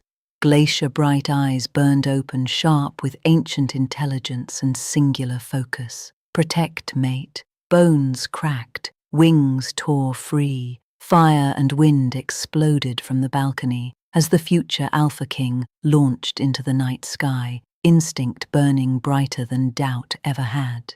He became a streak of blue lightning cutting across the dark, fast, relentless, unforgiving. Minutes passed, the distance stretched, the pull did not lessen. If anything, it sharpened, dragging him forward, urging speed he was already giving. Below him, the terrain turned wild. Dense forest gave way to ravines and jagged stone. This was not near the training grounds, not even close to the inner perimeter. Too far, the man in him realized grimly. The dragon did not care. He pushed harder, Patricia. On the forest floor, Reina's beta was already moving. She had woken with poison in her veins and terror in her marrow. Every instinct she possessed screamed that her princess was gone. She dropped to her knees and inhaled. Scent, metal, oil, blood, smoke. Erickson. Her eyes snapped open and she ran, low, fast, relentless, following the trail through ravine and rock, over broken ground and shadowed stone. Time blurred into pain. Her lungs burned. Her legs shook. She did not slow. Not for breath, not for fear, not for the certainty that she was already late. The convergence. Lander saw Reina's beta first. A lone figure streaking through the darkness below, blazing with urgency and fury. He dropped altitude instantly, circling once before landing hard in a gust of displaced air that sent leaves and debris scattering. She skidded to a stop, bent over, gasping, then forced herself upright. "The princess," she said, breathless but unbroken. He took her, north, toward the old outpost. The words landed like a blade. The old outpost. Lander's jaw tightened. He knew the distance, miles of rough ground, abandoned terrain, no direct routes. On foot, it would take over 2 hours. His gaze lifted north instinctively, calculating. Ericsson would never make it there fast enough. But I will. Relief, cold and lethal, cut through the fury. Lander didn't hesitate. Even as his dragon raged, demanding blood, he forced control back into the bond. Speed mattered more than savagery now. "Get back," he said sharply. "Stay alive." Before Patricia could respond, wings snapped open again, and the dragon surged north, faster now, driven by certainty. He would reach her first. The outpost. Reina's dragon fought from inside the cuffs, weak but furious, throwing her captor off balance with sudden jerks and uneven motion. When her limbs finally began to answer her again, she struck back. She bit, clawed, kicked. Strength bled away with every step, poison still clouding her thoughts, but she could not stop resisting. If she went still, if she surrendered even for a moment, she knew she would not get another chance. Time dissolved into effort and pain. She had no sense of how long they had been moving through the forest, only the endless press of branches, the ache in her legs, the rough drag of his grip as the ground sloped and twisted beneath them. Ericsson cursed as Reina wrenched against him, her resistance breaking his rhythm, slowing his retreat. Then the sky burned red. Fire split the darkness as Lander descended in a whirlwind of heat and fury, cutting off the path to the abandoned outpost. The earth shattered beneath his impact as he shifted mid-fall, dragon to man in a breath, steel already in his hands. Reina hit the ground hard as Ericsson released her, the breath driven from her lungs. She rolled instinctively, barely registering the cold earth beneath her, before forcing herself upright, just in time to see death coming for her captor. Steel rang, blades clashed. Lander did not fight. He delivered retribution. Ericsson barely had time to recover before the prince was upon him, precision replacing fury, every strike calculated, merciless. There was no ceremony in it, no indulgence. This was an alpha ending a threat. Lander's beta arrived moments later, breathless and grim, engaging one of Ericsson's remaining warriors before the man could flee. The clash was short, brutal. Ericsson fought like a cornered animal, desperate, wild, stripped of honor and reason, but he was no match for an enraged future Alpha King who had no intention of prolonging the inevitable. The fight ended with Ericsson on his knees, his blade knocked from his grasp, Lander's weapon resting at his throat.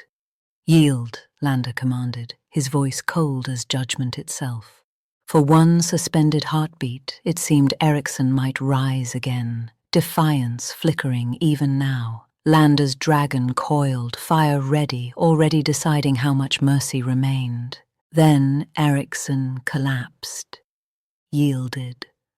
Warriors moved in swiftly, securing him and his fellow traitors in dragon cuffs, binding magic and muscle alike. That was when Patricia arrived. Too late. She took in the scene in a single sweep, Reina on the ground, shaken but alive. Lander standing over Ericsson like an executioner denied his sentence, the cuffs already in place. Her chest burned. She had followed the trail through poison and pain, forced her legs to move when they screamed to fail her. She had run herself raw to reach her princess, and she had not been enough, not fast enough, not strong enough. The fury had nowhere to go. Patricia crossed the remaining distance in 3 strides and struck Ericsson once, clean and brutal across the jaw. Bone cracked. His head snapped to the side, his body going slack as darkness claimed him. Silence fell. Patricia stood over him, breathing hard, her hands shaking, not with regret, but with the release of everything she had not been able to do. Only then did she turn to Reina. And only then did her smile come tight, fierce, and utterly unrepent. Reunion in the aftermath. The forest was too still.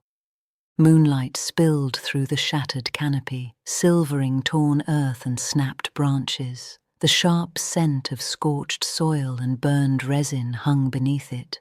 Dragonfire's unmistakable signature, acrid and final, cutting through the night air. Dragonsteel and magic lingered, restless and unsettled. As Lander surged forward, his dragon brushed his mind with dark satisfaction. The beta struck true, no more than that, no lingering. The satisfaction faded as quickly as it came, eclipsed by a single, ruthless priority. Mate. Reina! Her name tore from him. They found her near the ravine, half slumped against a fallen tree, wrists bound in glowing dragon cuffs. Her eyes were open, glassy, awake, fighting to stay that way. Lander dropped to his knees beside her.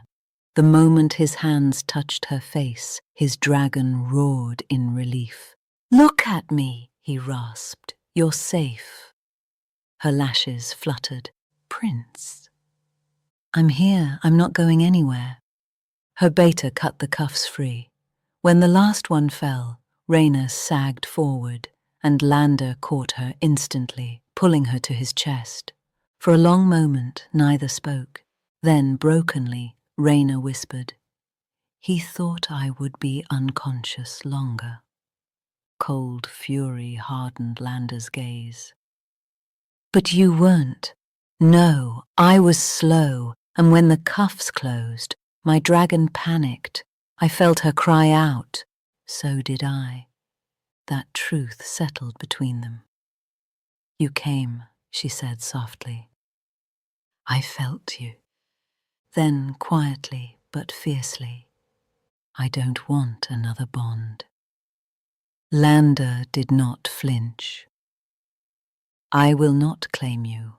I will not rush you, and I will not trap you inside destiny." A pause. "But I would like the chance to know you, as you are, not as a bond, just Reina." Tears fell freely now. "You would stay," she whispered, "even if it never completes?" "Yes." No hesitation. "Then we try," she said, slowly. "Slow," he agreed. He helped her to her feet. His hand stayed at her back, not claiming, just present. And for the first time since her rejection, Reina did not pull away. Her knees softened instead. Her weight sagged against him, sudden and unguarded. Lander reacted without thinking. One arm came around her automatically, steadying her as her head dipped forward, her breath warm against his chest. For a heartbeat, he thought she'd slipped too far, thought she'd lost consciousness. She hadn't. She was simply spent. Relief loosened something sharp and aching in him. Before discipline could reassert itself, before his dragon surged, before he could stop himself, he bent and brushed his lips across her forehead. It was barely a kiss. Stolen, meant only for him. He inhaled once, deeply, as if anchoring himself to that single point of contact. The fury inside him recoiled, drew inward, steadied, enough. Flight to the palace. Lander shifted the moment Reina's strength failed, his body exploding into his dragon, scales forming in an instant. She clung to his massive neck. There were no clothes for her to hold, no harness, only heat, muscle, and instinct. His dragon's arms wrapped around her as he launched from the ravine, shielding her from the cutting wind. Reina pressed her cheek against the warm curve of the scales at his neck and breathed. His scent filled her senses, rich and grounding like hot chocolate warmed over a fire, laced with the faint sweetness of melting marshmallows, comforting, soothing. And beneath it, something else. Heat, power, a danger held in careful control, like a roaring fire banked just low enough not to burn, but never truly tame. Her dragon stirred, not in alarm, but in recognition. For the first time since the cuffs had closed around her wrists, Reina felt safe. The forest vanished beneath them. His dragon flew low and fast, driven by nothing but the need to get her home. Behind them, Ericsson and his accomplices were bound and dragged toward justice. Ahead of them, every healer in the Pinnacle Kingdom was already being summoned. The healers. The moment his talons touched stone, he shifted back into human form, Reina never leaving his arms. Her beta matched him step for step as they rushed through the doors and into the healing wing. She went utterly still the second the healers took her. Lander stopped just outside the chamber, hands trembling with adrenaline he could not shed. Her beta turned to him, face tight but controlled. "She'll live," she said. "Snowy Mountain warriors are conditioned against sedatives, enough to stay functional." His breath left him in a shudder. The others? Still unconscious, groggy but stable. They're being monitored. A healer approached then, already assessing the beta with a practiced eye. "You're next," the woman said briskly. "You were exposed as well." "I'm fine," the beta replied immediately. The healer did not pause. "You're trained to function through it," she corrected. "Not to ignore it. Come." The beta hesitated, jaw tightening, then glanced once at the closed door separating them from Reina. "She needs—" The healer cut her off. "She has us. Now move." Reluctantly, the beta allowed herself to be led inside. The door closed behind them. And for the first time since the abduction, fear caught up with him. The flight back was a blur, terror clawing at his chest, wind tearing past, the singular knowledge that if he slowed, even for a breath, he might lose her. His dragon had demanded blood, demanded fire, but he had forced the hunger down and ended the fight quickly. Reina had mattered more. Ericsson had been nothing more than an obstacle in his path. Now there was no enemy left to strike. Only a closed door. And the realization that if she did not wake— Lander exhaled sharply and turned away before the thought could finish. He did not return to his quarters. He went instead to the training wing.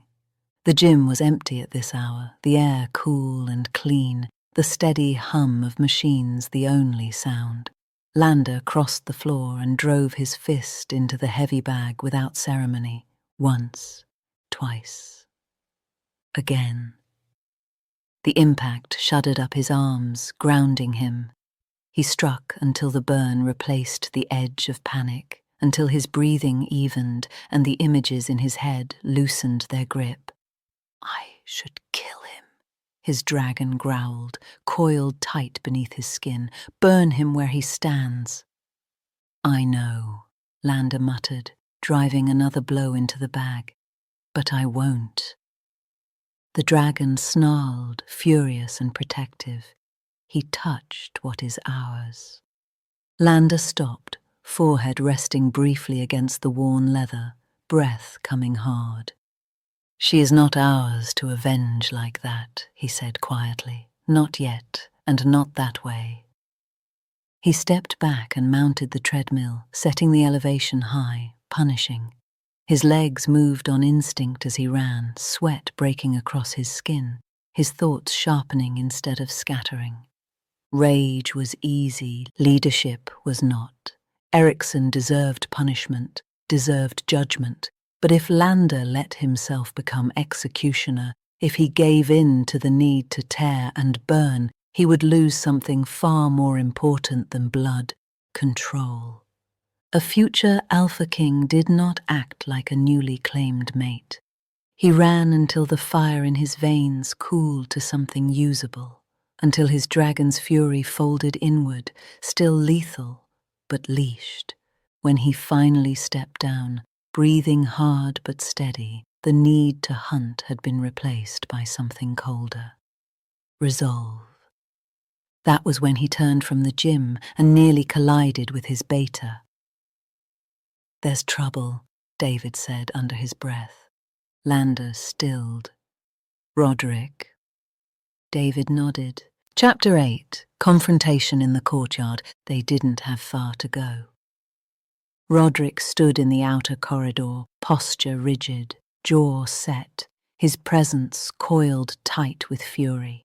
He turned the instant he saw them. "You had no right," Roderick said flatly, his gaze locked on Lander. "None." Lander didn't slow. "Your beta drugged a recon unit and restrained a royal ally." "He is my responsibility," Roderick snapped, "and you put him in chains without coming to me." "He was caught in the act of committing treason on my land," Lander shot back. "I stopped him." "You humiliated him," Roderick said, voice rising. "You made him look guilty before." "Enough." The Alpha King's voice cut across the courtyard. He walked down the balcony stairs toward them with unmistakable authority. Both men froze. "This is not the place," the Alpha King said evenly, "and it will not become a spectacle." He held Roderick's gaze first. "You will come with me." "Then Lander's, both of you." No one argued. The Alpha King's office, judgment before the storm. The doors to the Alpha King's private office closed with finality. Firelight flickered over stone walls carved with centuries of dragon lore. Alpha King Norman stood behind his desk, hands braced against the surface, his expression unreadable. No rage, only the stillness of authority preparing to fall. Lander stood to his right, arms folded, the heat of battle still burning beneath his restraint. Across from them stood young Alpha Roderick of the Red Arrow clan. Rigid, defensive, unafraid. "This was an overreaction," Roderick said tightly. "Ericsson acted without my authority. Whatever he did." Norman lifted a hand. Roderick stopped. "Report," the Alpha King said. His beta stepped forward. Ericsson administered a sedative through the unit's shared water supply. Princess Reina was restrained with dragon cuffs and removed from the camp. 3 warriors assisted him. All 3 are now in custody and cooperating. Roderick stiffened. "That's not possible. He wouldn't." "Their accounts align," the beta said evenly. Silence settled. Roderick drew a breath. "You're assuming intent." Lander stepped forward once. "Your beta abducted a royal princess, his rejected mate, under dragon cuffs," he said calmly. "According to the warriors with him, the intent was forced mating." Roderick turned sharply, shock apparent on his face.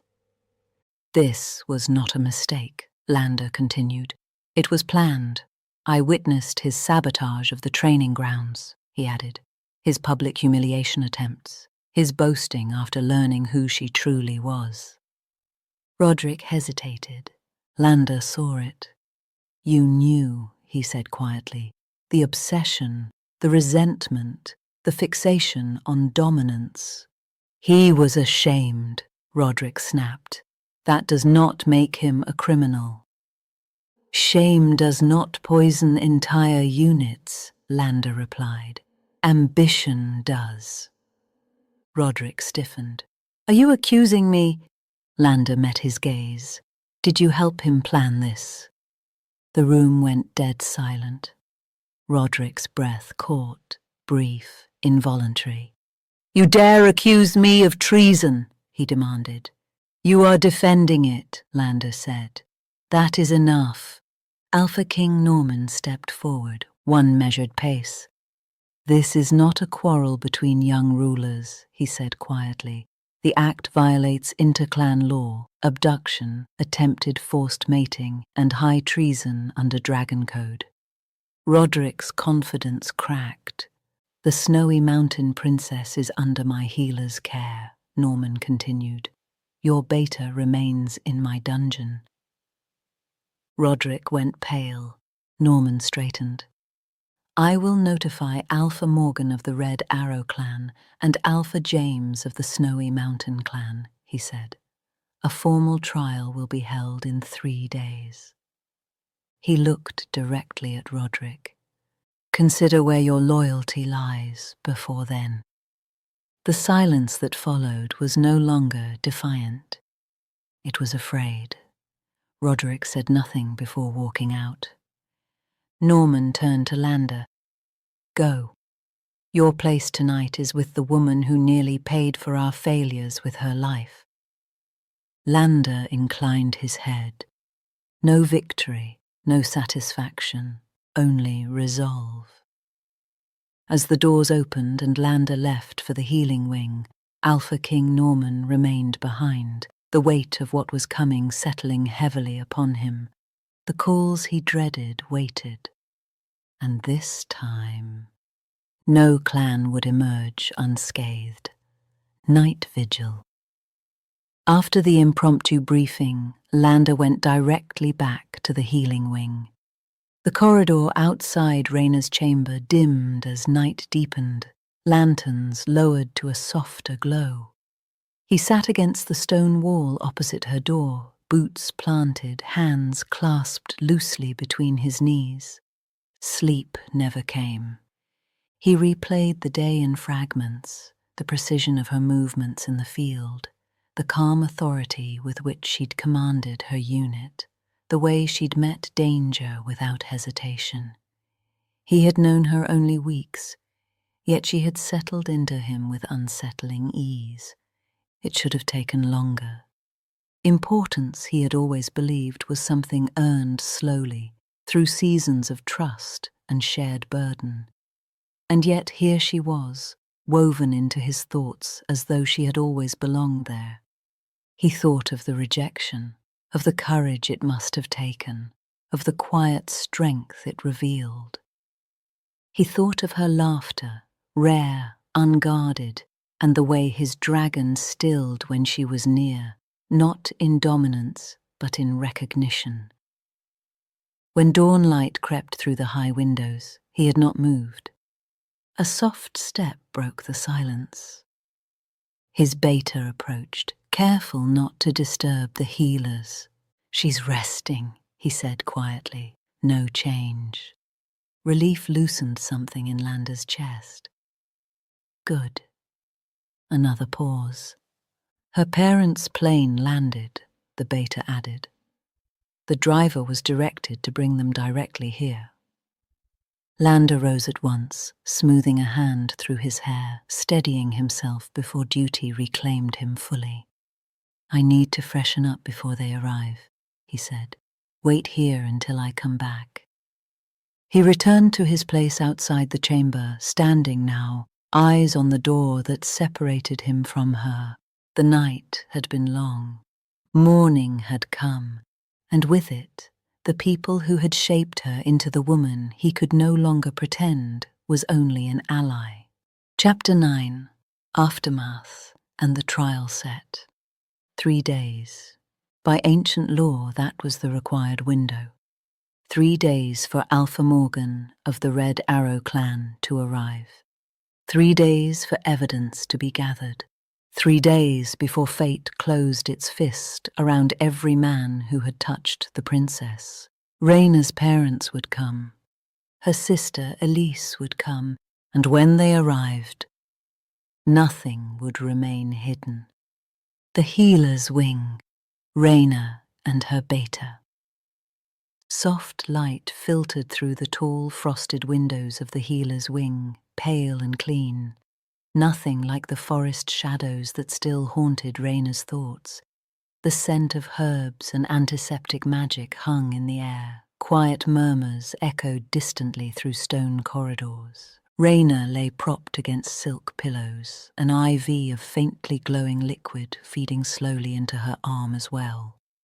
The poison had been flushed. The glowing liquid was to strengthen their dragons, the healers said. Her strength would return. Her dragon, restless but soothed, coiled quietly inside her now. Across the room, her beta lay on a parallel bed, another IV running into her arm. Colour had returned to her face, but her jaw was tight. Too tight. For a while, neither of them spoke. Their connection required few words, no matter the subject. Then Reina whispered, "You ran until your lungs were burning." Her beta turned her head slowly.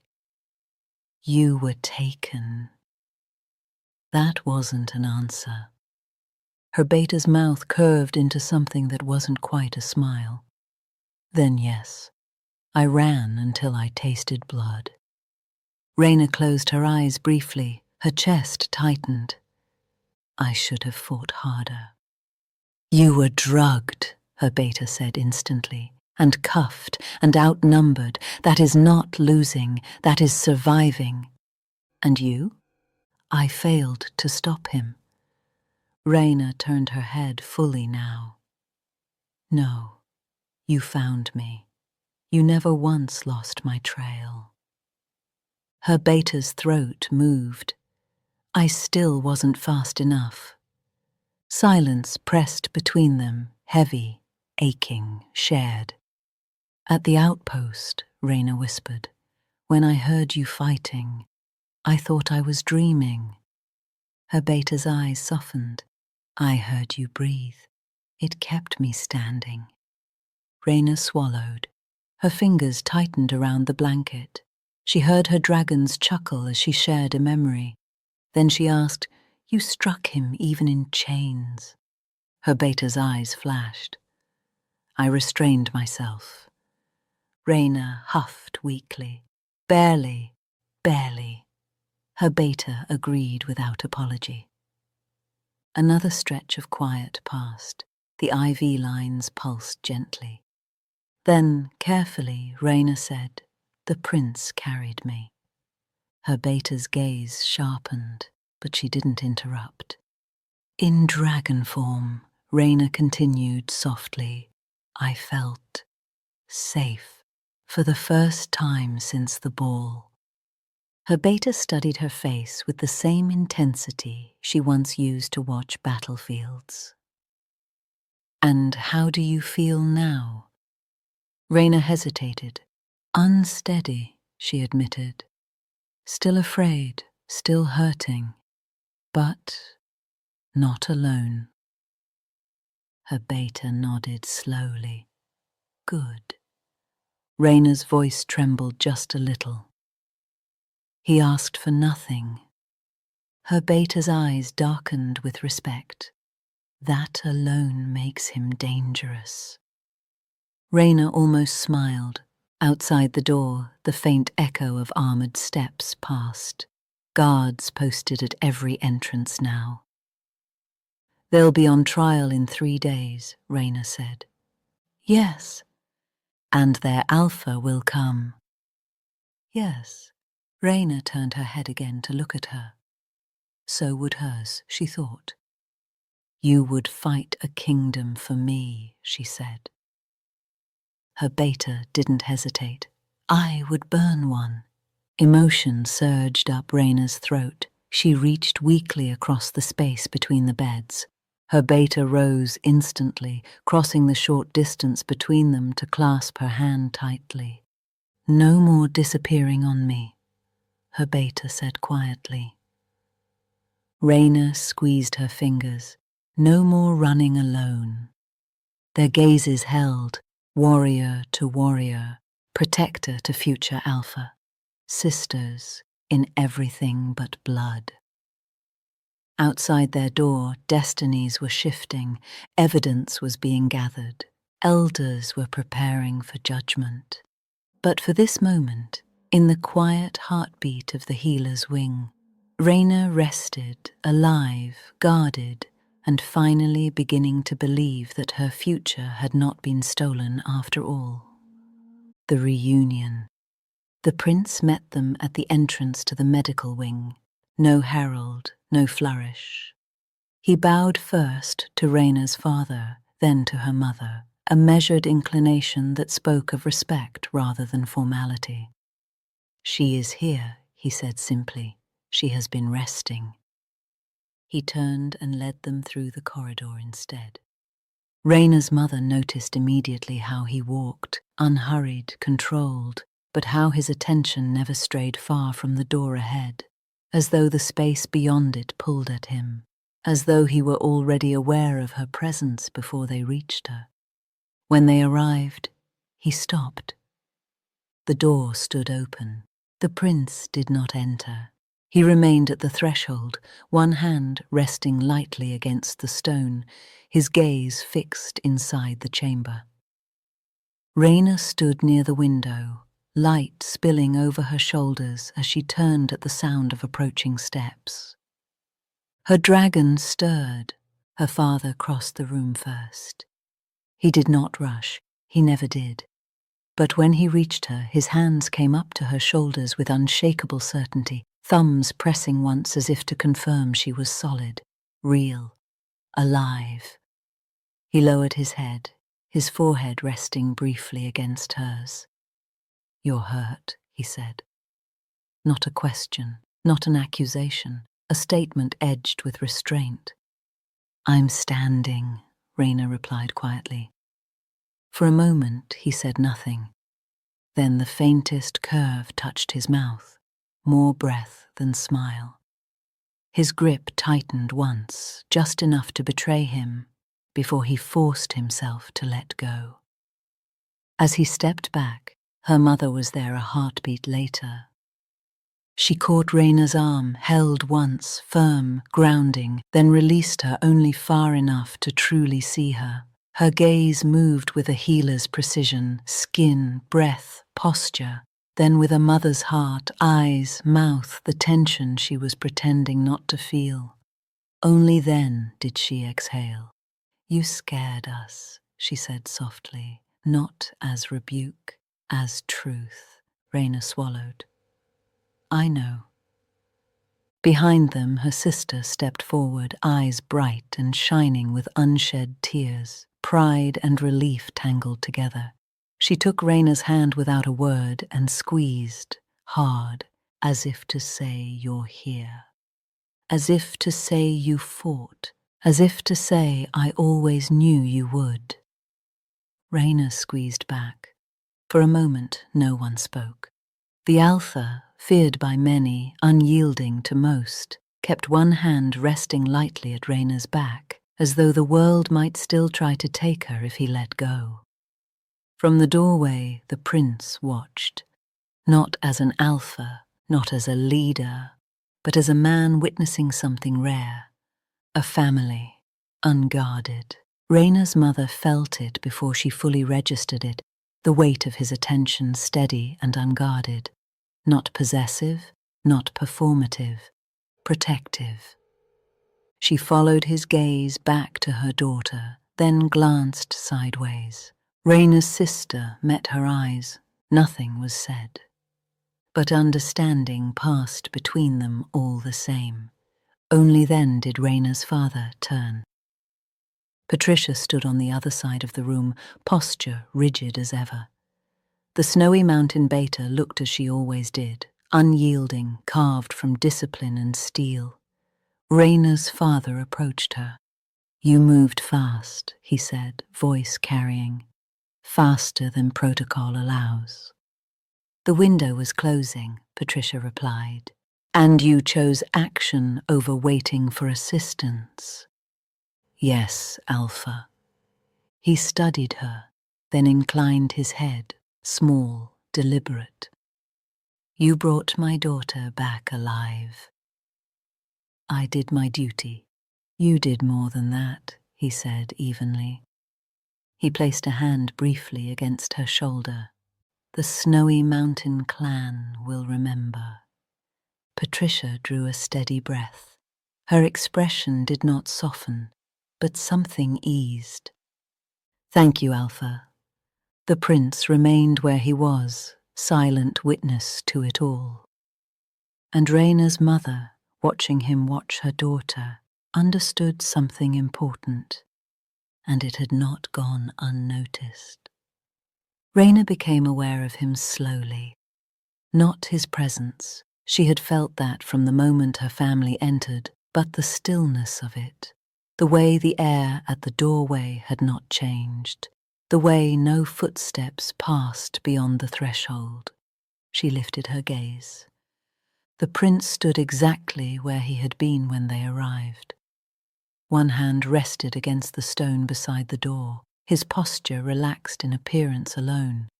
He had not moved, had not spoken, had not once looked away. His eyes were on her, not searching, not demanding, simply there, watching as her father released her shoulders, as her mother stepped back, as her sister squeezed her hand, as if he were memorizing the shape of her safe return. Their gazes met. He did not smile. He did not bow or look aside. But something in his expression softened, just enough for her to feel it. Something steady, unwavering, a presence that did not intrude and did not leave. Reina's breath caught, and for the first time since the night of the taking, she understood something she had not allowed herself to consider before. He had stayed. Reina noticed him only when everything else settled. The prince still stood at the doorway exactly where he had been when her family entered. He had not moved, had not spoken, had not once looked away. His gaze was on her, steady, unclaimed, present. Her dragon stirred, warm, pleased, a low pulse of approval that spread through her chest like quiet heat. Reina met his eyes. Something softened there. He had stayed. After the hospital visit, the families gathered without ceremony in a quiet solar overlooking the inner gardens. No guards stood close. No titles were announced. Tea was poured, bread broken. The formalities eased just enough to allow breath. Reina was not there. Neither was the prince. And for a time, that absence felt deliberate. The prince's mother sat opposite Reina's parents, her posture relaxed, her attention anything but idle. She listened more than she spoke, eyes following cadence rather than words, the subtle shifts in posture, the pauses that revealed more than speech. She holds herself well, the queen said at last, her tone mild. Even after everything. Reina's father inclined his head. She was raised to. A faint smile touched the queen's mouth. It shows.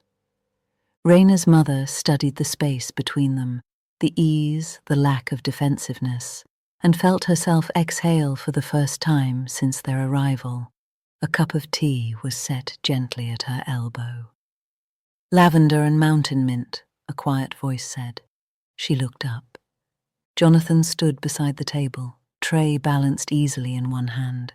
The prince's younger brother bore none of his brother's gravity, yet there was something steady in him all the same, open, observant. Thank you, Reina's mother said. He inclined his head once, polite and unassuming, before turning to Reina's sister. "Would you prefer honey?" he asked. Their eyes met. It was brief, unremarkable to anyone else, but Reina's mother noticed the way her daughter's fingers stilled against the cup, the way Jonathan paused half a breath longer than necessary before moving on. No urgency, no claim, just awareness.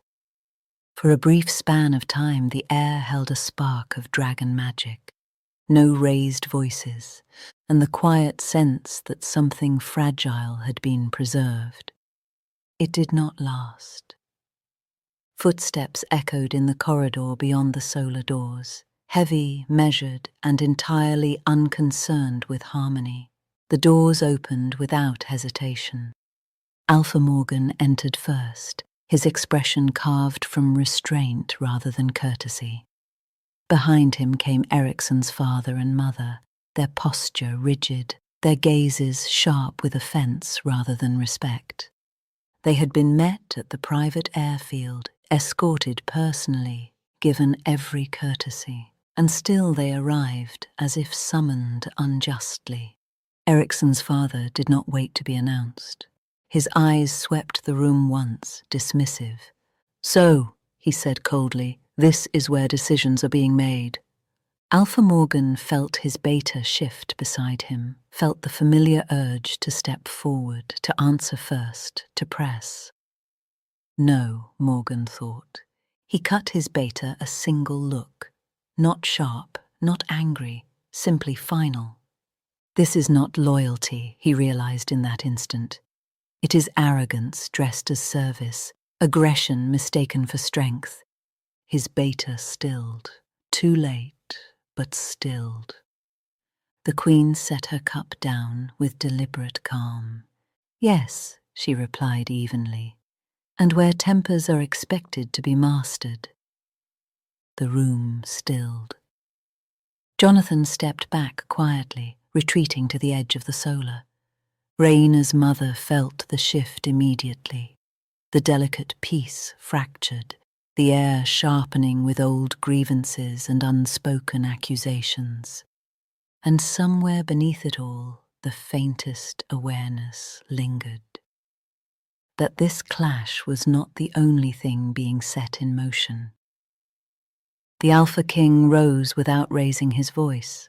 The movement alone was enough. Conversations stilled. The air shifted, not in fear but in recognition of command long practiced and rarely questioned. "This gathering has taken a turn," he said evenly, "and the matters at hand require clarity." His gaze moved briefly to Ericsson's father, not confrontational but unmistakably firm, before returning to the room as a whole. "My queen," he continued, turning slightly, "maybe you and the other ladies would enjoy a respite in the gardens."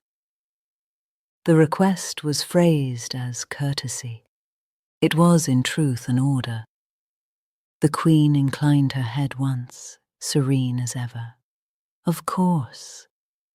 She rose and gestured toward Reina's mother and sister, her expression warm but purposeful.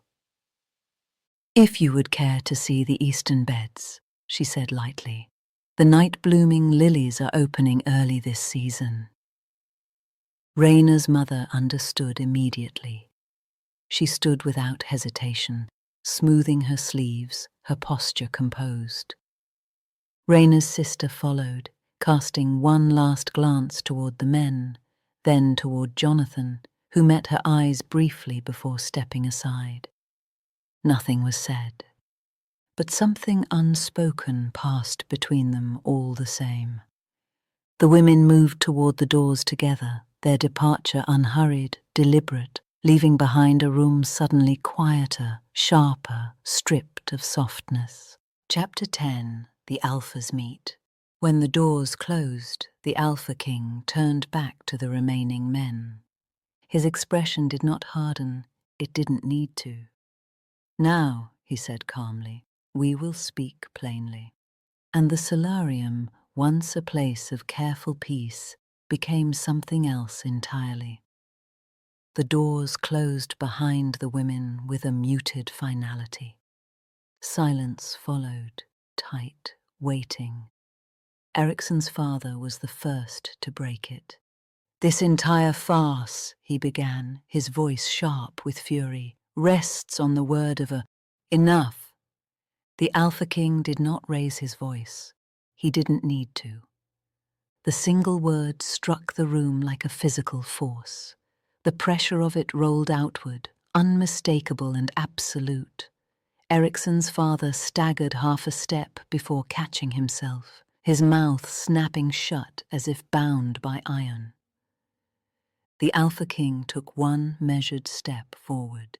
"You will not speak her name with disrespect in my hall," he said calmly. "You will not accuse a royal guest of falsehood, and you will not, under any circumstance, use language that invites bloodshed." His gaze locked onto Ericsson's father, unblinking. "I will not allow you to ignite a war because you cannot master your temper." Ericsson's father's hands curled into fists at his sides. His face flushed dark with rage, veins standing out along his neck, but he did not speak. He could not. The Alpha King turned slightly. "Beta." The Alpha King's beta stepped forward immediately, posture rigid, voice even. "The princess was taken under cover of night," he said. "She was restrained, sedated, and transported without consent. A rescue was mounted. She was recovered alive. No embellishment, no speculation, only fact. Multiple witnesses confirm the sequence of events," the beta continued. "Further details will be addressed during the formal proceedings." Ericsson's father laughed, a harsh, brittle sound. "You expect me to believe this," he demanded, "that my son—" The Alpha King's gaze cut back to him. "You will wait for the trial." The words settled like stone. For a moment it seemed Ericsson's father might defy him anyway, might push, might shatter the restraint holding him in place. Instead, he drew in a sharp breath through his teeth. "Then I must see my son now," he said, each word clipped. "He has the right to help with his defense. He has the right to hear what is being said." The Alpha King considered him for a long moment. Then he nodded once. "You may speak with him," he said, "under guard." Ericsson's father's jaw tightened. "I will go alone." "No," the Alpha King replied evenly. "You will go escorted." The Alpha King's beta stepped forward again. "This way." Ericsson's father turned sharply, his cloak snapping behind him as he followed. His fury did not diminish, but it had been contained. The doors closed behind them. Only then did another presence make itself known. Roderick entered quietly, his expression grave, eyes flicking once to his father. Alpha Morgan inclined his head toward the corridor beyond. "Walk with me." They did not linger. Father and son moved together toward Alpha Morgan's assigned chambers, the weight of what lay ahead heavy between them. No words were spoken until the door closed behind them. The trial had not yet begun. But the battle lines had already been drawn. They did not sit at once. Father and son stood near the window of the assigned chamber, evening light thinning as silence stretched between them. Roderick spoke first. He did not recount every moment. He didn't need to. Instead, he detailed the facts of what had come before the taking, the rejection, the altered training schedules, the subtle disruptions that had once passed as rivalry, but now revealed a pattern. He spoke of Ericsson's fixation after learning the princess was not an Omega, of how something had shifted then, quietly at first, then unmistakably. I wanted to believe him, Roderick said at last. I kept telling myself it was pride or wounded ego. Alpha Morgan inclined his head. You trusted your beta. I trusted the man I thought I knew, Roderick said softly. Someone I'd trained beside my entire life. He drew a slow breath. He hasn't been himself since seeing her. Since realizing what she truly was, it became possession, as if the knowledge rewrote him. Morgan's gaze darkened slightly. And he didn't act alone. Roderick nodded. 3 of our warriors followed him, not coerced, not misled. His jaw tightened. They'll testify against him to save themselves. Because they were willing, Morgan said. Yes. Roderick hesitated, and because they believed he had the right. Silence settled between them, heavier this time. That's the real wound, Morgan said quietly. Not Erickson, but the thinking that allowed him to believe obedience outweighed honor. Roderick turned from the window.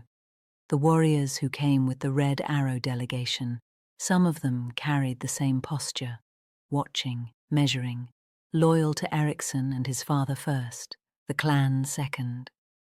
Morgan nodded slowly. I saw it. He folded his arms behind his back, the weight of command pressing into his spine. This isn't a single failure, the Alpha said. It's rot, cultivated, allowed, passed down.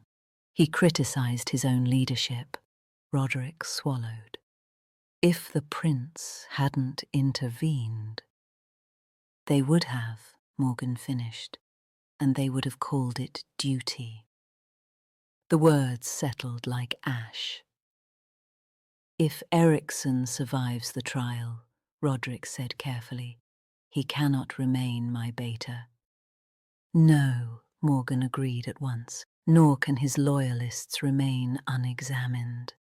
There's no honor left in a dragon who would follow a command like that, Roderick continued. And the clan cannot afford to be associated with him, or with those who enabled him. Morgan's voice was steady, resolute. The Red Arrow clan will answer for this, one way or another. Alpha Morgan had changes to make before Red Arrow could move forward. Roderick nodded once. We'll need to name another beta, he said. Soon. Yes, Morgan replied. Leadership cannot hesitate when loyalty has been misplaced. Outside, the last light slipped from the sky. The trial had not yet rendered its judgment, but here between father and son, one truth had already been accepted. Erickson's fall was not the beginning of the reckoning. It was the proof that one was necessary. That's the real wound, he said quietly. Not Erickson, but the arrogance that convinced him he could take what he wanted. That power was his by right, and she merely the means to claim it. Alpha Morgan felt like he had failed his clan.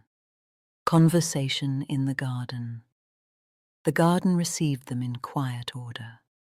Lanterns hung low among sculpted branches, their light warm against pale stone paths. Night-blooming flowers released a soft, deliberate fragrance into the air, as though even the garden understood the value of restraint. Queen Helena walked at the center, unhurried, her presence setting the pace without effort. Reina's mother matched her step easily, the familiarity between them unspoken but evident. Reina's sister lingered just behind, attentive without intruding, her gaze moving between faces, gestures, and the spaces where words were not needed. For a time they walked in silence. It has been many years, Queen Helena said at last, her tone reflective rather than formal, since our houses were this closely aligned. Reina's mother inclined her head. Time changes power, she replied, but it does not erase good sense. Helena smiled faintly at that. Our eldest children, she said, carefully neutral, carry much of that sense, strength, discipline, a certain steadiness. She paused, allowing the thought to rest without pressing it forward. Together, they would be formidable. Reina's mother did not answer at once. She walked a few steps more, fingers brushing the leaves of a low-hanging branch. They would, she agreed quietly, if they chose it freely. Helena's gaze softened. Choice, she said. Yes, that matters more than councils and bloodlines ever admit. They shared a look, brief, understanding, complete. Behind them, Reina's sister slowed unconsciously. Across the garden path, Jonathan had paused near a stone bench, speaking softly to a servant. He glanced up, caught her eye, and smiled, not practiced, not cautious, just open. She felt it, unexpected, light as breath. Her eyes flicked forward.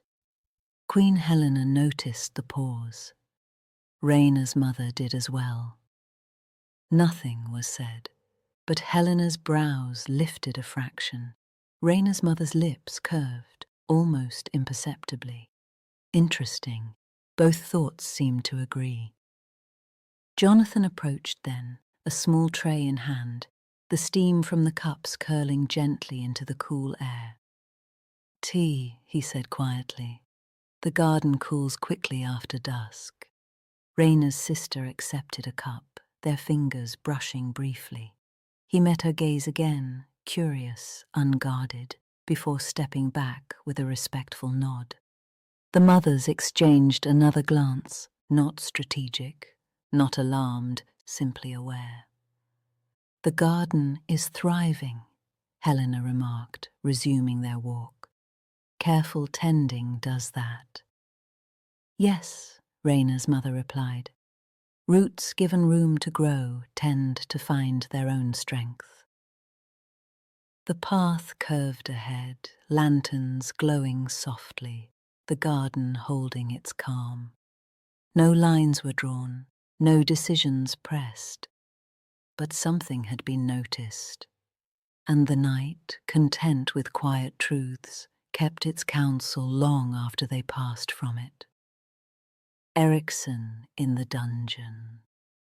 The dungeon smelled of iron and damp stone, the air heavy with heat trapped beneath the mountain.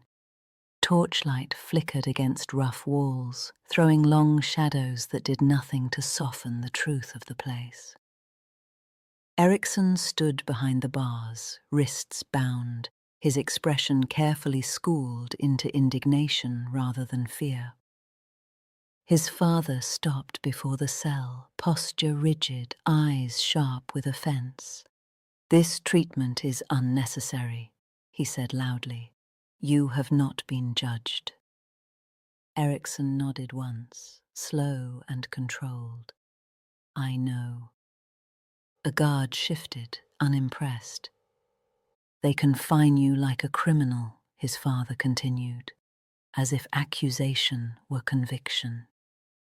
Erikson stepped closer to the bars. Outwardly, his voice remained steady. "I trust the Alpha will remember my service."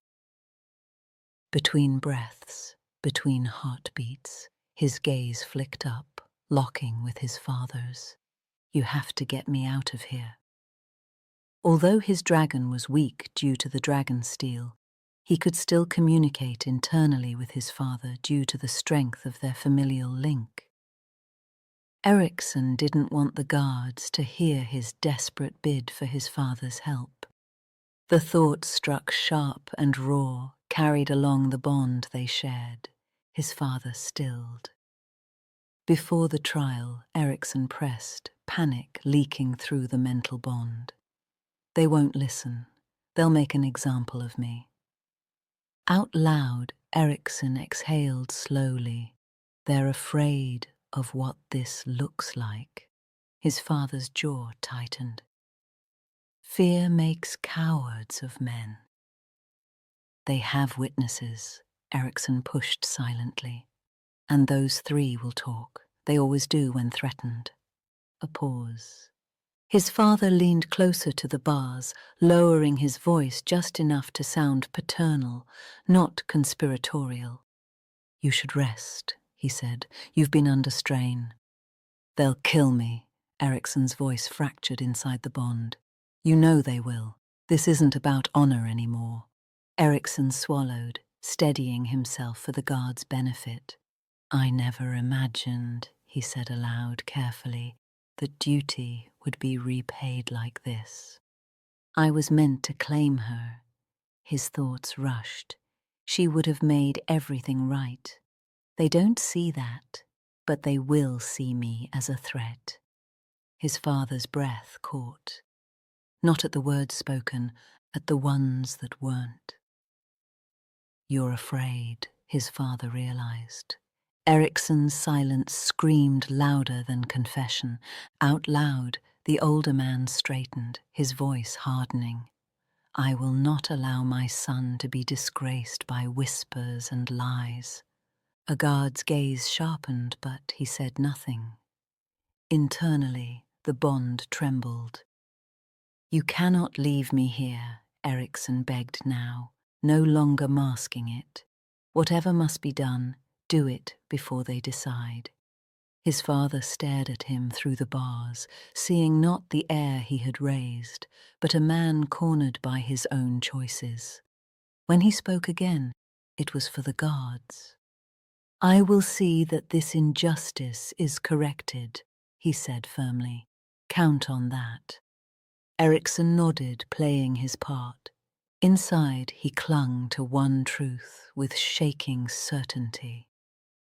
If the trial came, everything would be lost.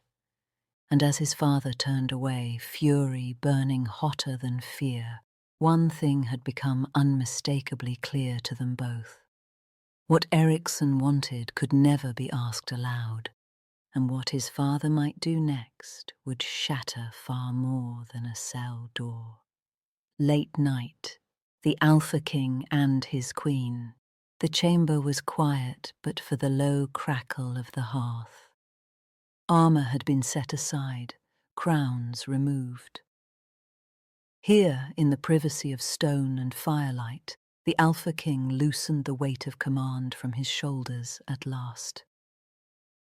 Queen Helena sat at her vanity, slowly unpinning her hair. "They arrived determined to be wronged," she said calmly. "Even courtesy offended them." James exhaled through his nose. Ericsson's father came prepared for battle, not discussion. "He came prepared to impose his wishes," Helena corrected. She turned then, studying her husband with eyes that had measured courts and wars alike, and to be obeyed. James's jaw tightened. "That arrogance will cost him." "Yes," she agreed softly, "but not today." She crossed to the bed and sat, folding her hands neatly in her lap. "There is something else," she added. James glanced at her. "I thought there might be." "Jonathan," Helena said simply. That earned a faint huff of surprise. "Already?" She smiled, not indulgently but knowingly. He watches without hunger, without agenda, and Reina's sister, she notices. Both their responses were restrained, but she could feel a spark of dragon magic each time they were in the same room. James considered that. "You think it matters?" "I think," Helena replied, "that in a room full of ambition, sincerity is impossible to miss." The fire snapped. Helena's gaze softened.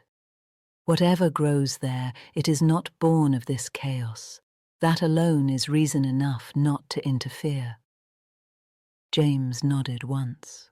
"Let it be." They sat in companionable silence for a moment longer. Then Helena spoke again, her tone sharpening just a degree. Tomorrow will not be calmer. No, James agreed, but today showed us who we are dealing with. He reached for her hand. Rest, he said. Tomorrow we hold the line. Reina, her mother and daughter in the hospital room. The room smelled faintly of travel and familiar herbs, comfort brought from home. Reina sat wrapped in a thick blanket near the hearth, her sister perched beside her, their mother standing near the window as though guarding the night itself. For the first time since the taking, the silence felt safe. I still can't believe they spoke that way, her sister said finally. In your presence. Reina's mother turned slowly. Other beliefs were never their concern. Reina leaned back, exhaustion settling into her bones. Ericsson's father never once asked if I was well. Her mother's mouth tightened. Because you were never a person to him. You were leverage. Her mother crossed the room and rested a hand on Reina's shoulder, firm and grounding. They misjudged where they were and who stood with you. Reina closed her eyes briefly. They won't stop. No, her mother said. They will grow bolder. Her sister glanced between them. But not tonight. Reina opened her eyes. Not tonight. They sat with that truth, letting it steady them. Outside, Pinnacle slept. Inside, 3 women who had survived worse allowed themselves one fragile thing. Relief. Tomorrow will bring reckoning. But today had ended with Reina safe, supported, and no longer alone. And that, for now, was enough. Chapter 11. The Great Hall. Evening of the Storm. The wind rose as dusk fell, its howl threading through the high arches of the great hall like a living thing.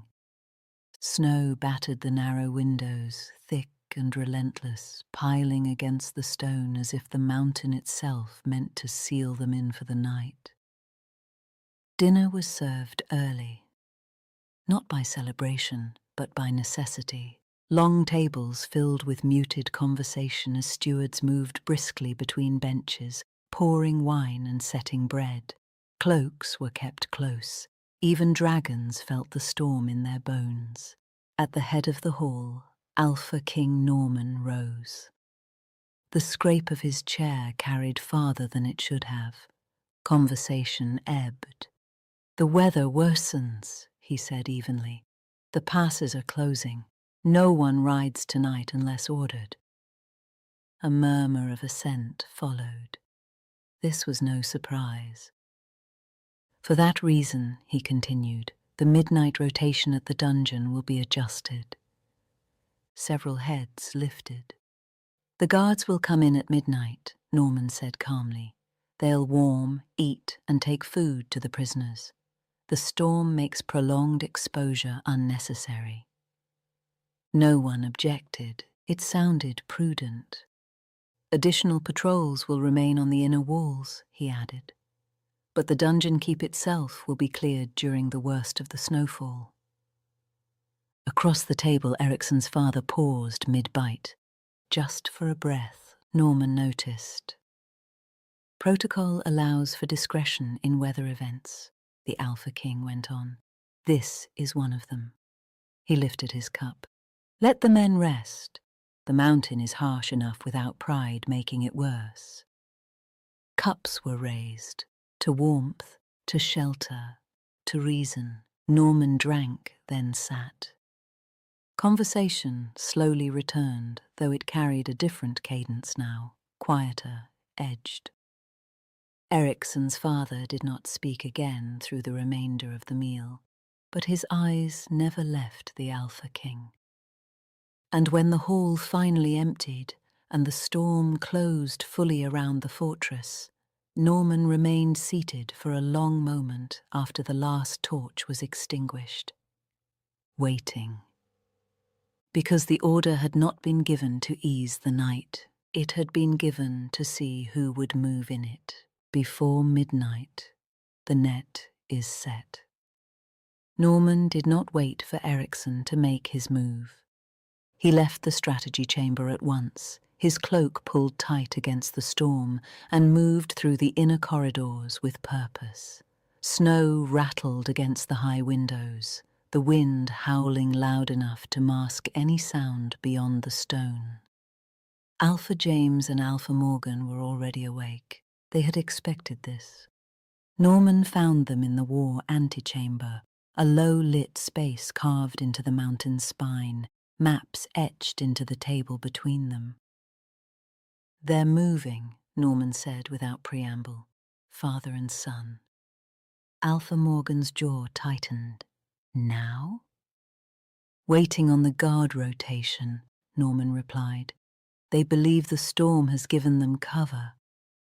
Alpha James's expression did not change. "Because you let them believe it," he said calmly. Norman inclined his head once. "Yes." A beat passed. Then James added quietly, "It's a good tactic." Norman met his gaze. "I thought you'd agree." "They won't run far," Morgan said. "Not in this weather." "They won't run at all," Norman replied. "We'll be in position before they cross the threshold." He turned toward the wall, pressing his palm to the carved sigil set into the stone. "Raise the shield," he ordered. The magic answered at once. A low hum vibrated through the mountain as ancient wards awakened, golden light flaring briefly along the outer battlements before settling into an invisible dome. The wind screamed as it struck the barrier, then fell abruptly silent. Snow vanished at the perimeter. Inside the shield, the air stilled. Morgan exhaled slowly. "That will be noticeable." "That's the point," Norman said. He turned back to them. "They will step into the courtyard believing they are unseen," he continued. "Instead, they will find themselves surrounded, clear sky overhead, witnesses in place, no storm to hide behind." James nodded once. "A public end to a private crime." "Exactly," Norman said. They moved together then, 3 alphas slipping into position through separate corridors, warriors already stationed where shadow and stone provided cover. By the time Ericsson and his father reached the outer doors of the dungeon, the mountain itself was waiting. Chapter 12, The Courtyard, No Way Out. The outer door of the dungeon opened. Ericsson stepped out first, expecting chaos, wind, cover. Instead, the night snapped bright. Floodlights ignited along the courtyard walls, stark white beams cutting through the darkness and pinning him in place. Snow still raged beyond the fortress, but inside the perimeter, the air was unnaturally calm. Ericsson froze. Behind him, Ryan halted mid-step. A low hum rolled across the stone. Ericsson lifted his gaze and felt his stomach drop. High above, a faint golden arc shimmered into view, an immense dome sealing the fortress from the storm. The shield, there was nowhere left to run. Spotlights swung outward, revealing figures already in position. Warriors lining the courtyard edges, disciplined and silent, blades sheathed but ready, and at the center, Alpha King Norman. To his right stood Alpha Morgan of the Red Arrow clan, and beside Morgan, Roderick. Ryan's expression hardened as the truth settled in. "You withdrew the guards on purpose," he said sharply, not shouting now, measuring. "You wanted us to move." Norman did not deny it. "You mistook restraint for ignorance," the Alpha King replied evenly. Ryan's gaze never left Alpha Morgan. He did not challenge the king. He knew better. Instead, he stepped forward, voice rising for the witnesses gathered beyond the lights. His gaze fixed on Alpha Morgan alone. "This clan has grown weak," he said, voice carrying across the courtyard, led by a man who inherited strength instead of proving it. He did not look at the Alpha King. "I issue a challenge," Ryan continued, "for the Alpha seat of Red Arrow." The courtyard stilled. Norman moved then, not stepping aside, but stepping into the space between law and violence. "This challenge is heard," the Alpha King said evenly. All eyes turned to him. "By ancient code and modern law," Norman continued, his voice carrying without effort, "this conflict will be governed." He raised one hand. "No shifting," he said. "No dragon fire, steel and strength only." Another finger lifted. "The combat will continue until one party yields or is dead." Silence pressed in. "The victor will hold the Alpha seat of Red Arrow," Norman concluded. "The outcome will be final, witnessed, recorded." He lowered his hand and stepped back, not in retreat, but in completion of duty. "Take your positions." Ryan drew his blade. Morgan did the same, and the law stepped aside because it had already spoken. A ripple of movement stirred at the edge of the courtyard.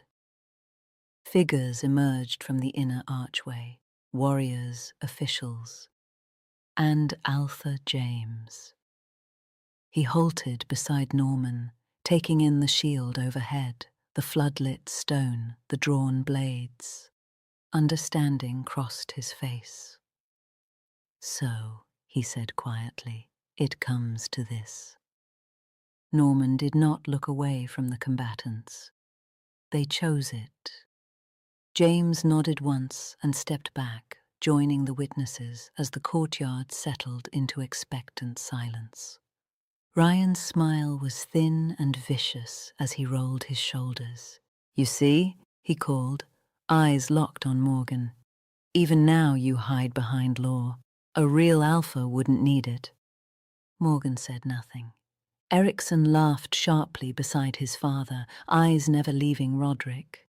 "You were always second best," he sneered, "always playing air while I did the work." Roderick did not rise to it. "Begin," Norman said. Steel rang out. Ryan attacked first, fast, heavy, fueled by rage and certainty. Morgan met him head-on, absorbing the blows, giving ground only when it suited him. At the same moment, Erickson lunged at Roderick. He was fast, he was strong, and he was reckless. Roderick turned the first strike aside and countered with ruthless efficiency. 2 moves, 3, a twist of the wrist. Erickson stumbled back, blade knocked free. Roderick's sword hovered at his throat. "Yield," Roderick said evenly. Erickson's chest heaved, his lip curled. "I don't have to," he spat. "Once my father wins, I'll be alpha heir. You'll bow to me." Roderick did not respond. Norman's voice cut in, cold and absolute. "Yield is given," he said. "Dragon steel cuffs, now." Warriors moved in at once, clamping the glowing restraints around Erickson's wrists. Even bound, he twisted toward Roderick, eyes blazing. "You'll see," he snarled. "This isn't over." "Enough." The Alpha command hit like a physical blow. Erickson's mouth snapped shut mid-word, his body locking as the order took hold. He sagged slightly, rage still burning in his eyes, but silenced. The crowd's attention snapped back to the center of the courtyard. Ryan and Morgan were still locked in combat. Ryan fought like a man already damned, each strike savage, desperate, driven by refusal rather than strategy. Alpha Morgan waited, Then Beta Ryan overextended. Morgan's blade struck true, sliding beneath Ryan's guard and driving deep. Ryan staggered, blood darkening his tunic. Any other man would have yielded. Ryan laughed. "You think this ends me?" he gasped. "You're still not strong enough."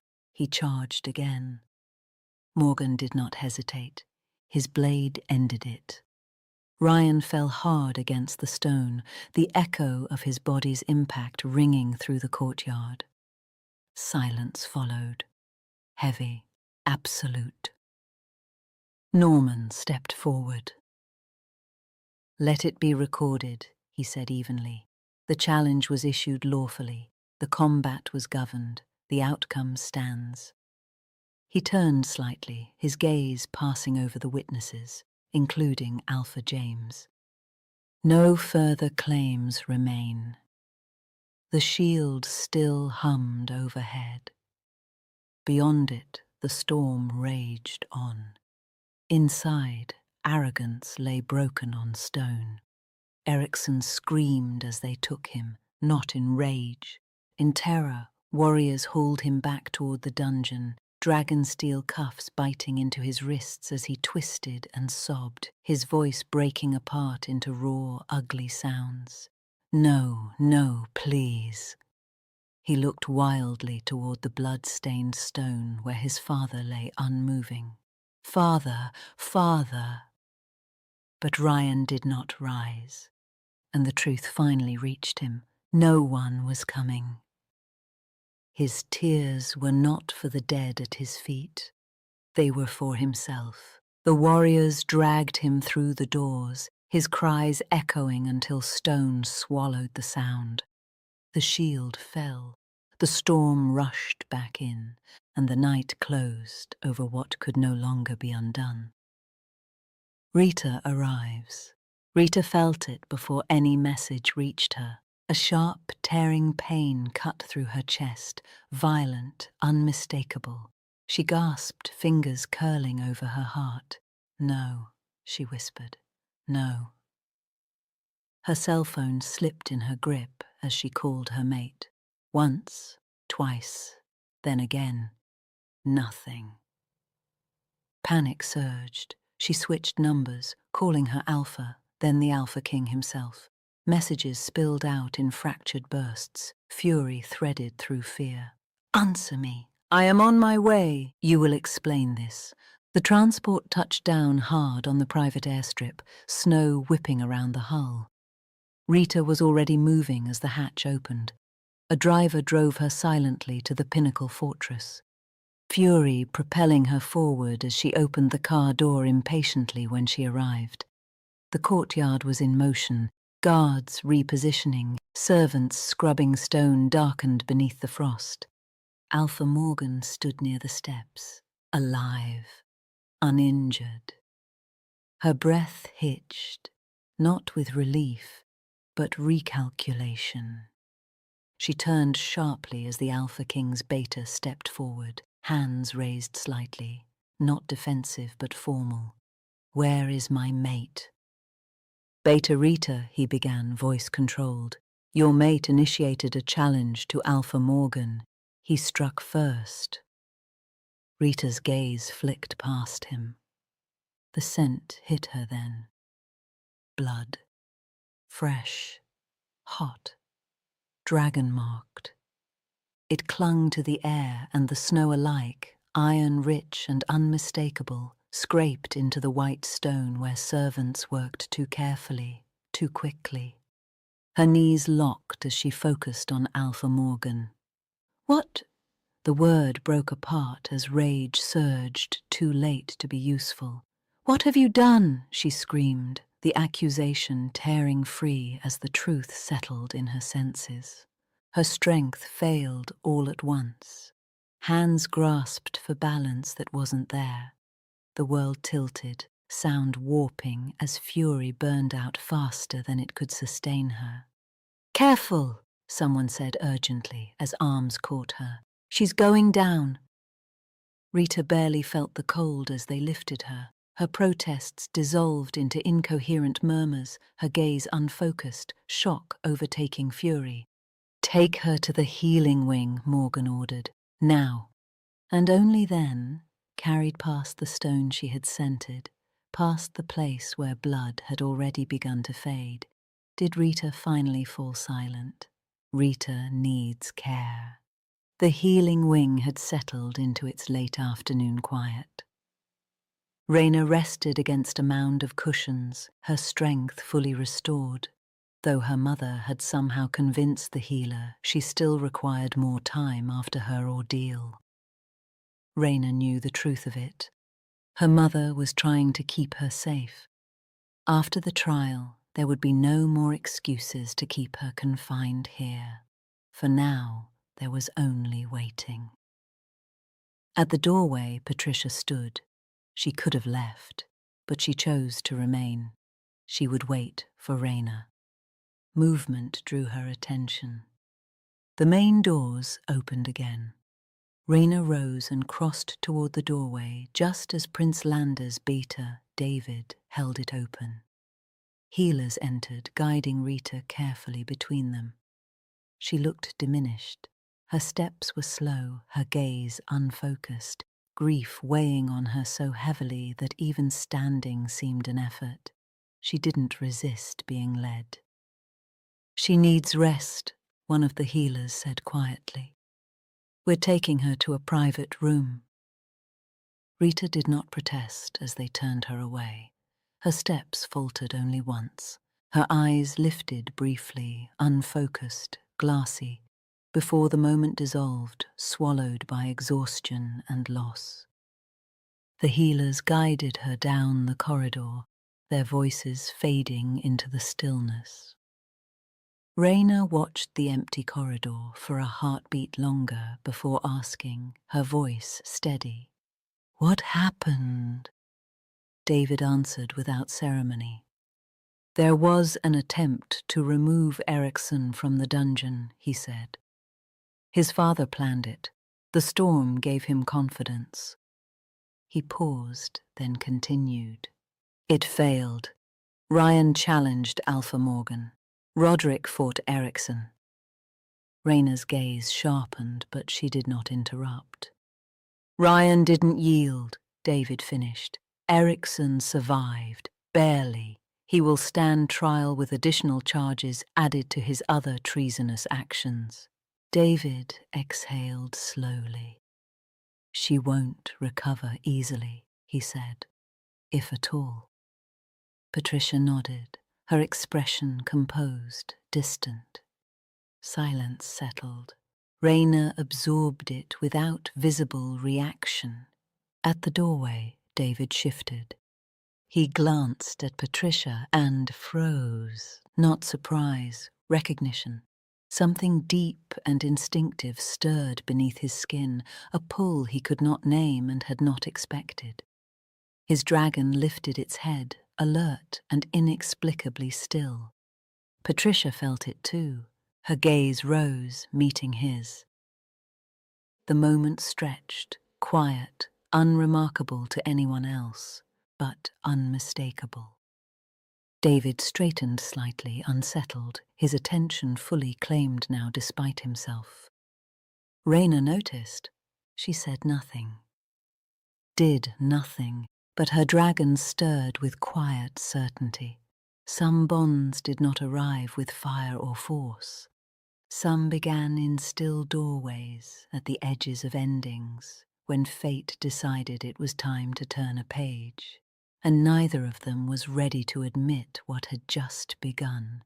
While David and Patricia stood at the doorway, both too still, too distant, each refusing to examine the pull they pretended not to feel, Reina's thoughts turned inward.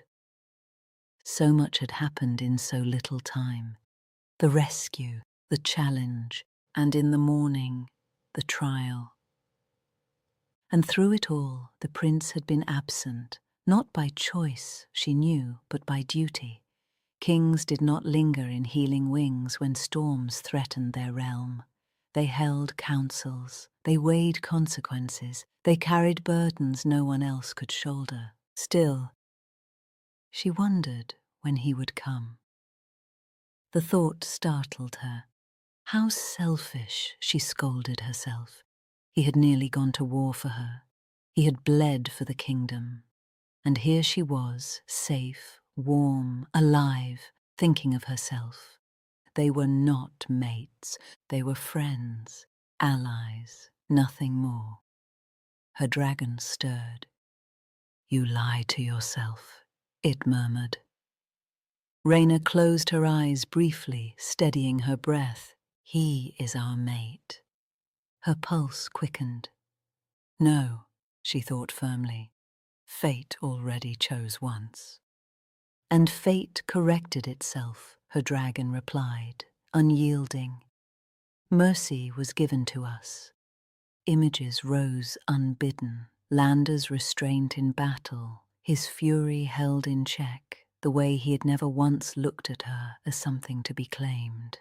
A better mate, her dragon continued, a worthy one. Chapter 13, The Great Hall of Judgment, Morning.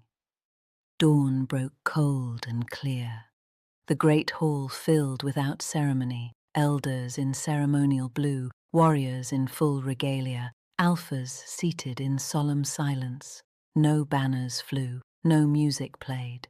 Ericsson was brought in bound, stripped of rank and insignia, his head bowed, not in remorse, but in fear. The charges were read.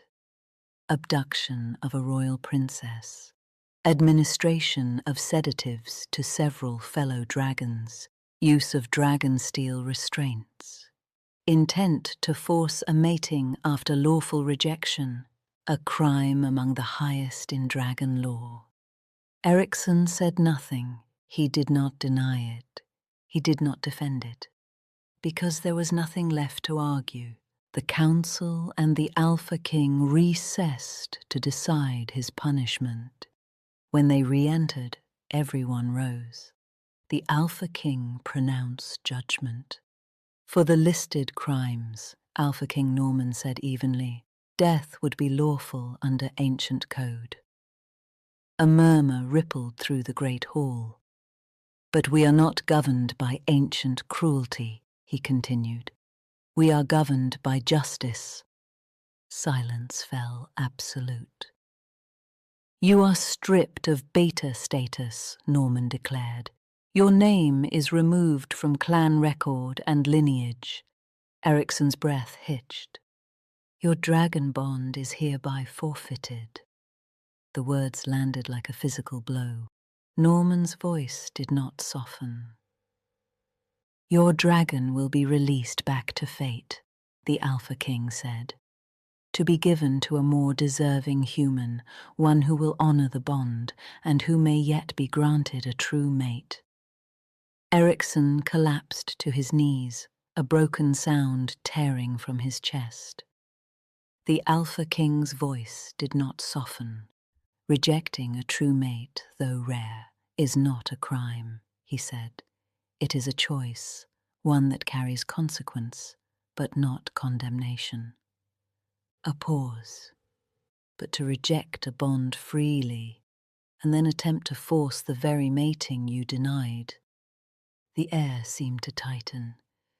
That, Norman continued coldly, is a failure of honor. The hall remained utterly still. No dragon, the Alpha King said, should be bound for centuries to a human who would discard its destiny when it does not serve him, and seek to reclaim it through coercion when it does. His gaze hardened. You are banished to the human world, he finished. You will never again serve a dragon clan. You will never enter dragon territory. A final pause. If you do, Norman said quietly, you will be executed on sight. Ericsson bowed forward, stripped not only of power but of legacy, of destiny, of everything he believed made him worthy. This was not mercy, it was erasure, the princess's release. The healing wing was quiet and peaceful. Reina sat upright now, strength fully returned, her senses clear despite the continued insistence that she rest. Patricia stood near the window, arms folded loosely, watchful. Footsteps approached, unhurried, familiar. Her parents entered together, followed by Alicia. No guards, no formality, just certainty. Reina's gaze lifted. "It's done," she said, not asking. Her mother nodded once. "The trial concluded this morning." Alicia moved closer, her expression steady but tight around the eyes. There was no challenge, no appeal. Reina waited. "Ericsson was stripped of rank," her father said calmly. "Stripped of his dragon, the bond severed completely." Her mother finished it. "He has been banished to the human world permanently." The room was silent. Reina exhaled, not in relief exactly, but release. Something that had been coiled tight inside her finally loosened. "We no longer need to watch our backs," her dragon said softly. "Ericsson is no longer a concern." There was no triumph in its voice, only certainty. "We are safe now." "So," she said quietly, looking quickly at Patricia, then back to her mother. "That's why I am still here." Her mother's lips curved faintly. "You were never unsafe," she said, "but you were not yet free." A soft huff of breath escaped Reina, half amusement, half recognition. "I thought as much." At that moment the doctor entered, tablet in hand, expression professional and unsurprised. "Princess," he said, inclining his head, "your vitals have been stable for hours. Your dragon is fully recovered. There is no medical reason to detain you further." He glanced at her mother, then back to Reina. "You are cleared to return to your training schedule. Both of you," he added, nodding to Patricia. Patricia arched a brow. "Imagine that." Reina swung her legs over the side of the bed and stood, steady, grounded, whole. She met her mother's gaze. "You planned it." Her mother did not deny it. "I protected you." Reina smiled then, small, knowing. "And now?" Her father stepped aside, gesturing toward the corridor beyond. "Now you return to the world." Reina straightened, shoulders back. And whether she was ready to name it or not, Reina knew one truth beyond doubt. The future no longer felt like something she had to survive. It felt like something she might finally be allowed to choose. For the first time since the night of the taking, she walked out of the healing wing under her own power. The glimpse. Reina stepped from the healing wing into the cold evening air, her breath fogging once before settling. Patricia fell into step beside her, neither speaking. They were nearly past the inner courtyard when movement at the far arch caught Reina's eye. Ericsson. He was flanked by two guards, walking more slowly than she remembered. His shoulders were still straight, his chin lifted out of habit, but the way he carried himself now was different, subtler, permanent. Fine lines had already begun to etch themselves at the corners of his eyes, his skin drawn tighter against bone, as though time had remembered him all at once. Without his dragon, he no longer held it at bay. Patricia saw it too. Already, she thought, and Reina felt the thought settle between them, shared without words. "Yes," Reina answered silently. "Already." One of the warriors paused near the gate, gaze flicking from Ericsson to Reina and back again. He frowned, not in pity, but recognition. He had expected rage, or fear, or triumph. Reina gave him none of it. Ericsson turned his head slightly then, as if sensing her presence. For a heartbeat, their eyes met across the stone. There was no pull, no echo, no claim left to make, only the hollow absence where something vast had once lived. He looked away first. The guards continued on, escorting him toward the residential wing where his mother waited for a farewell that would not change what had been decided.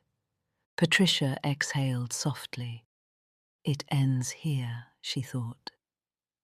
Reina nodded once, the last thread loosening inside her. For him, she replied, not for his dragon. She did not wish Ericsson well.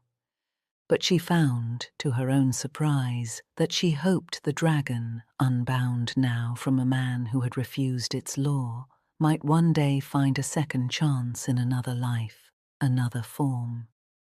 She turned away without looking back. The night closed behind her, and with it, the last shadow of what had almost claimed her. Chapter 14. The First Dinner. The reception hall had been arranged with care rather than display. Stone walls warmed by low firelight, long tables set simply, deliberately, an evening meant for leaders, not spectacle. Reina arrived with her parents and Elise just as the remaining guests were announced. Alpha Morgan entered first, his bearing formal, his expression sober. Roderick followed half a step behind him, no longer at ease, but attentive in a way that suggested learning had begun. Morgan did not delay. He inclined his head toward Reina and her family, the gesture precise and public enough to matter. "Princess Reina," he said, "Alpha James and Luna Alicia." His gaze shifted briefly to her parents, respectful, steady. "I owe you an apology." The room stilled, not with tension but recognition. "My beta acted without honor," Morgan continued. "As the alpha, the responsibility for that failure is mine." Reina met his gaze. "I accept your apology," she said calmly. Roderick added quietly, "I regret my part as well. I should have seen it sooner." There was no defensiveness in his tone, only fact. Alpha Morgan exhaled once, then turned to the Alpha King. "I intend to address the rot within my clan fully," he said. "Anyone loyal to the Beta's ambitions and disloyalty will be rooted out." The Alpha King nodded. "Failure confronted is leadership," he said evenly. "Failure ignored allows further decay." Alpha James added, "I know replacing your betas will be top priority. You may find the answer does not lie within your own ranks." Morgan's brow furrowed slightly. "I agree," the Alpha King continued, "a second son of a family with a long beta line. He would be a true beta, trained, loyal, and with no ambition for your throne." Roderick glanced up sharply, then looked thoughtful. "Sometimes," Alpha James said, almost conversationally, "the best strength comes from those who have pride in their role within the leadership structure." Morgan inclined his head again. "I will consider it." And with that, the moment passed. Conversation resumed, chairs shifted, cups were filled. Across the table, Queen Helena noticed something else entirely. Reina had taken her seat beside Lander, not by design, but by the quiet gravity that had begun to draw them together without effort. Their shoulders were close, not touching, their voices low. When one spoke, the other listened fully. Helena caught Alicia's eye. A glance, a pause. Alicia followed Helena's gaze, then smiled faintly. "Not yet," her look said, "but soon." Lander reached for a dinner roll at the same moment Reina did. Their fingers brushed, brief, unguarded, both stilled. Then, almost in unison, they smiled. Alicia noticed too. She hid it behind her cup. The leaders discussed borders and repairs and consequences. But the mothers watched something else take shape entirely. Not ambition, not alliance, choice. They were content to observe and plan for the day when a commitment is voiced. After the dinner, the conversation had softened as the meal drew to a close. Cups were refilled without urgency, voices lowered, the sharp edges of politics dulled into something almost companionable. Reina and Lander had instinctively angled their chairs just enough toward one another to feel deliberate, not intimate, not distant, simply aligned. That was when she noticed it. Across the table, Patricia leaned slightly closer to David as he spoke. Nothing obvious, nothing improper. But when he finished, her gaze lingered a heartbeat longer than necessary. When she smiled, it was quieter than the ones she offered the others. David caught it. His response was immediate and restrained. His shoulders squared. His eyes flicked briefly toward Lander, then away again, as if reminding himself where his attention should be. Raina's lips curved faintly. She leaned closer to Lander, keeping her voice low. They think they're hiding it. Lander followed her gaze. He took in the same small details, the way David's awareness sharpened whenever Patricia moved, the careful space he kept, the effort it clearly took. They don't want to distract us, he said after a moment. Raina glanced at him. And you believe that? Yes, he replied simply. They're trying to be considerate. Her wolf stirred, thoughtful rather than amused. They do not carry the shadow of rejection. Raina answered inwardly, a flicker of old ache surfacing. I can't help that I was rejected. The wolf's presence pressed closer, steady, knowing. You are not the only one who has endured it. Raina blinked, surprised by the certainty of that truth. Did his wolf tell you that? Yes, her wolf replied, and the prince will share it with you when he is ready. Raina suppressed a smile, quietly confident that he would. Then she said aloud, glancing across the table, they could stop pretending. They could, Lander agreed, but they won't, not yet. Across the table, Patricia laughed softly at something David murmured, too quietly for the others to hear. Their hands didn't touch, their knees didn't brush, but the space between them felt charged all the same. Raina studied their betas, then looked back to Lander. They're choosing secrecy, she said thoughtfully. They're choosing timing, he corrected. Her shoulder brushed his arm, accidental, but neither of them moved away. And we're choosing patience. Lander met her gaze, something warm and steady settling there. Yes. For a moment, the table held two different truths, one burning just beneath the surface, the other waiting by choice. And for the first time, Raina understood that restraint was not the absence of desire. It was the decision to honor it. The departure. The morning air was crisp, the sky pale with early light as preparations were made on the landing terrace. Roderick and his father had departed at dawn the day before, quietly, without ceremony. Their absence lingered in small ways. An empty place at the table, guards reassigned, the unspoken understanding that some clans left Pinnacle carrying more than they had brought with them. Today, it was Raina's family's turn. Queen Helena stood with them as attendants made final checks, her posture relaxed, unburdened now that the hardest decisions had been made.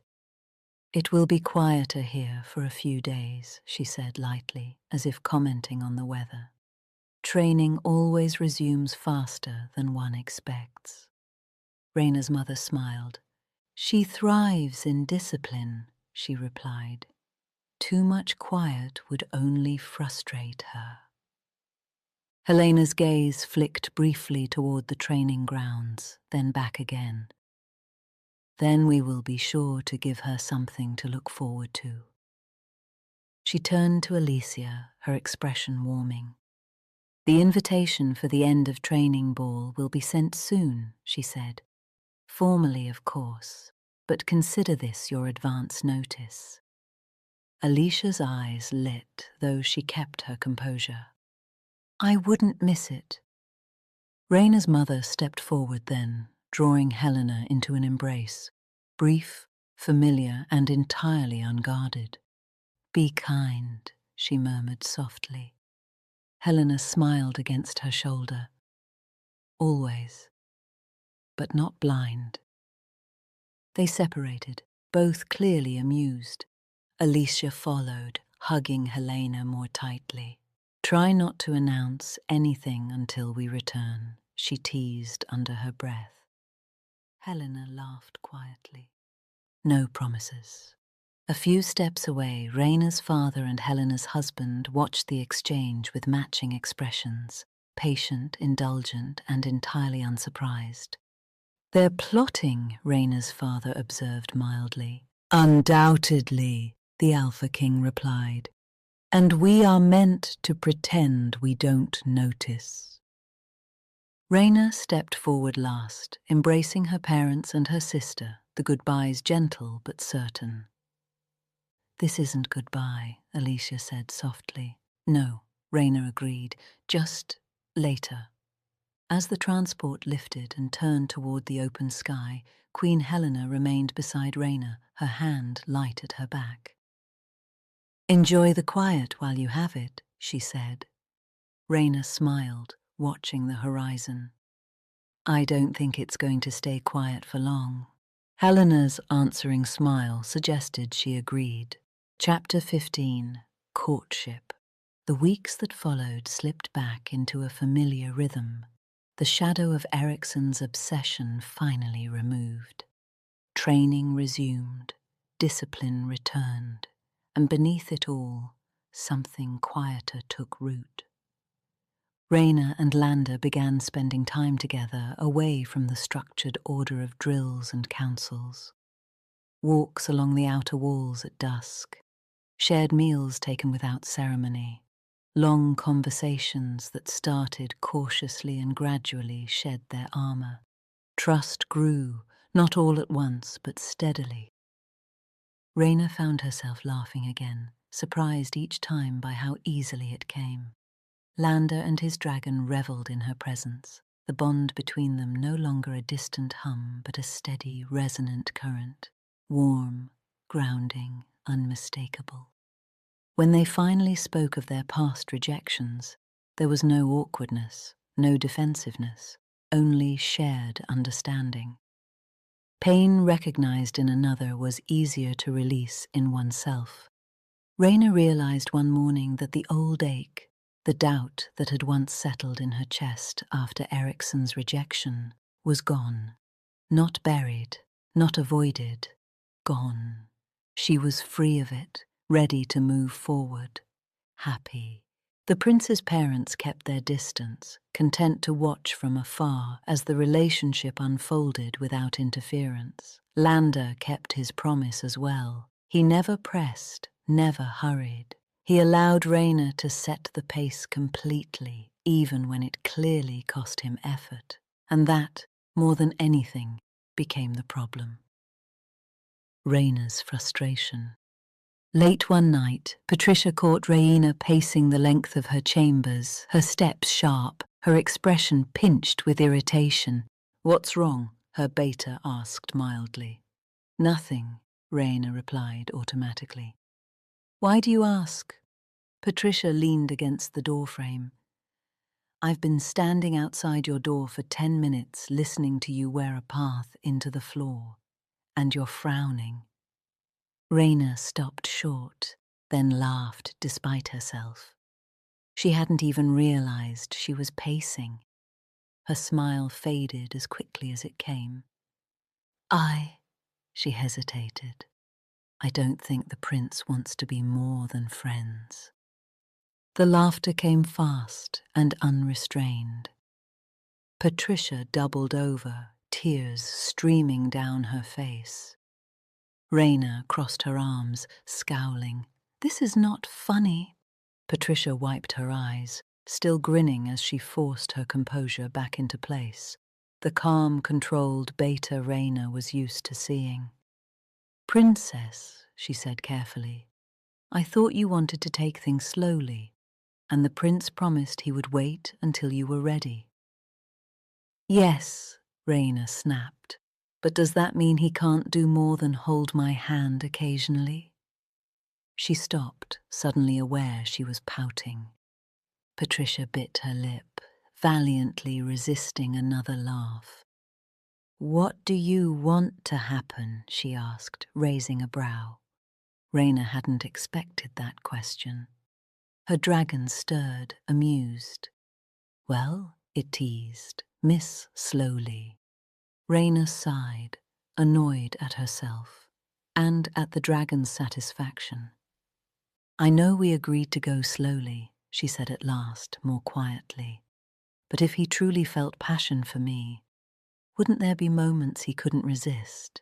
Wouldn't he try to kiss me?" Patricia's expression softened. "Princess," she said gently, "a few months ago, another man tried to take away your right to choose. Do you honestly think the prince has forgotten that?" Reina hesitated. "He's honoring your choice," Patricia continued, "respecting it completely. I wouldn't mistake that for a lack of interest." She paused, then smirked. "He's probably taken more cold showers than you." Reina gasped. "How did you—" She stopped, realizing too late she'd answered her own question. Patricia's grin widened. "I'll ask you again," she said. "What do you want to happen?" Reina swallowed. "He won't make a move until you do," Patricia added calmly. "But when you do, be ready." "Ready for what?" Patricia's eyes gleamed. "For the response of a man who's been holding his dragon in check." Chapter 16, Reina Chooses. Reina lay awake long after the halls of Pinnacle had gone quiet. Moonlight traced pale lines across the ceiling, steady and cold. Her body was exhausted from training, but her mind refused to settle. Her dragon did not bother with patience. "You hesitate," it said bluntly. Reina sighed. "I am being careful. You are being afraid," the dragon countered, "and that is not the same thing." She rolled onto her side, staring at the stone wall. "I am not afraid in battle." "Exactly," the dragon replied, almost smug. "You charge, you adapt, you strike, you negotiate without flinching, you push your body past limits and call it discipline." Reina frowned. "But when it comes to your heart," the dragon continued, "you circle, you wait, you doubt." "That's different," Reina whispered aloud. "Is it?" the dragon pressed. "You know what you want. You simply refuse to reach for it." Her jaw tightened. Images surfaced unbidden. Lander holding back when instinct begged him not to. His careful distance. His hands stopping where they longed to linger. The way his dragon simmered beneath control, never crossing the line she had drawn. Patricia's words echoed in her mind. "He won't make a move until you do." The truth of it settled heavily and unmistakably. "He respects me," Reina murmured. "More than he respects his own hunger," the dragon agreed. "That is rare." Reina exhaled slowly and understood. She had been waiting for proof of desire, when the proof had been restraint all along. She sat up, resolve replacing uncertainty with startling clarity. "I need to make the next move," she said quietly. Her dragon purred, pleased. Finally, the plan formed easily once she allowed it to. A date, not a declaration, not a claim, an invitation. Saturday, midday, before the mountain air turned sharp. A picnic, simple and deliberate. Time without armor, without witnesses. She would ask him, and then she would let him choose. There was a lake on the territory, quiet, wide, bordered by grass and ancient trees that cast deep shade against the noon sun. Isolated, private, safe. She suspected he might choose it. If he did, it would mean he wanted what she did, space enough to be honest. If he chose somewhere else, that was fine too. Either way, they would have privacy. Reina lay back against the pillows, a slow smile curving her lips. For the first time since the ball, she was not waiting to be chosen. She was choosing. Reina could feel her dragon's excitement. Finally, the invitation. The morning air was crisp enough to bite, the mountains still wrapped in pale blue shadow as the runners broke from the barracks in staggered lines. Reina set the pace. As always, no one kept up with her, except Lander. Their strides matched naturally now, breath, cadence, intent, falling into rhythm without effort. Gravel crunched beneath their boots as the outer track curved toward the final stretch, the training grounds opening up ahead of them. The end of the run was in sight. Reina slowed just enough to speak without breaking stride. Lander. He turned his head slightly, attentive. Always attentive. Yes, I've been thinking, she said, eyes forward, voice steady. About us, about what comes next. His dragon surged, but he kept his pace even, his expression carefully neutral.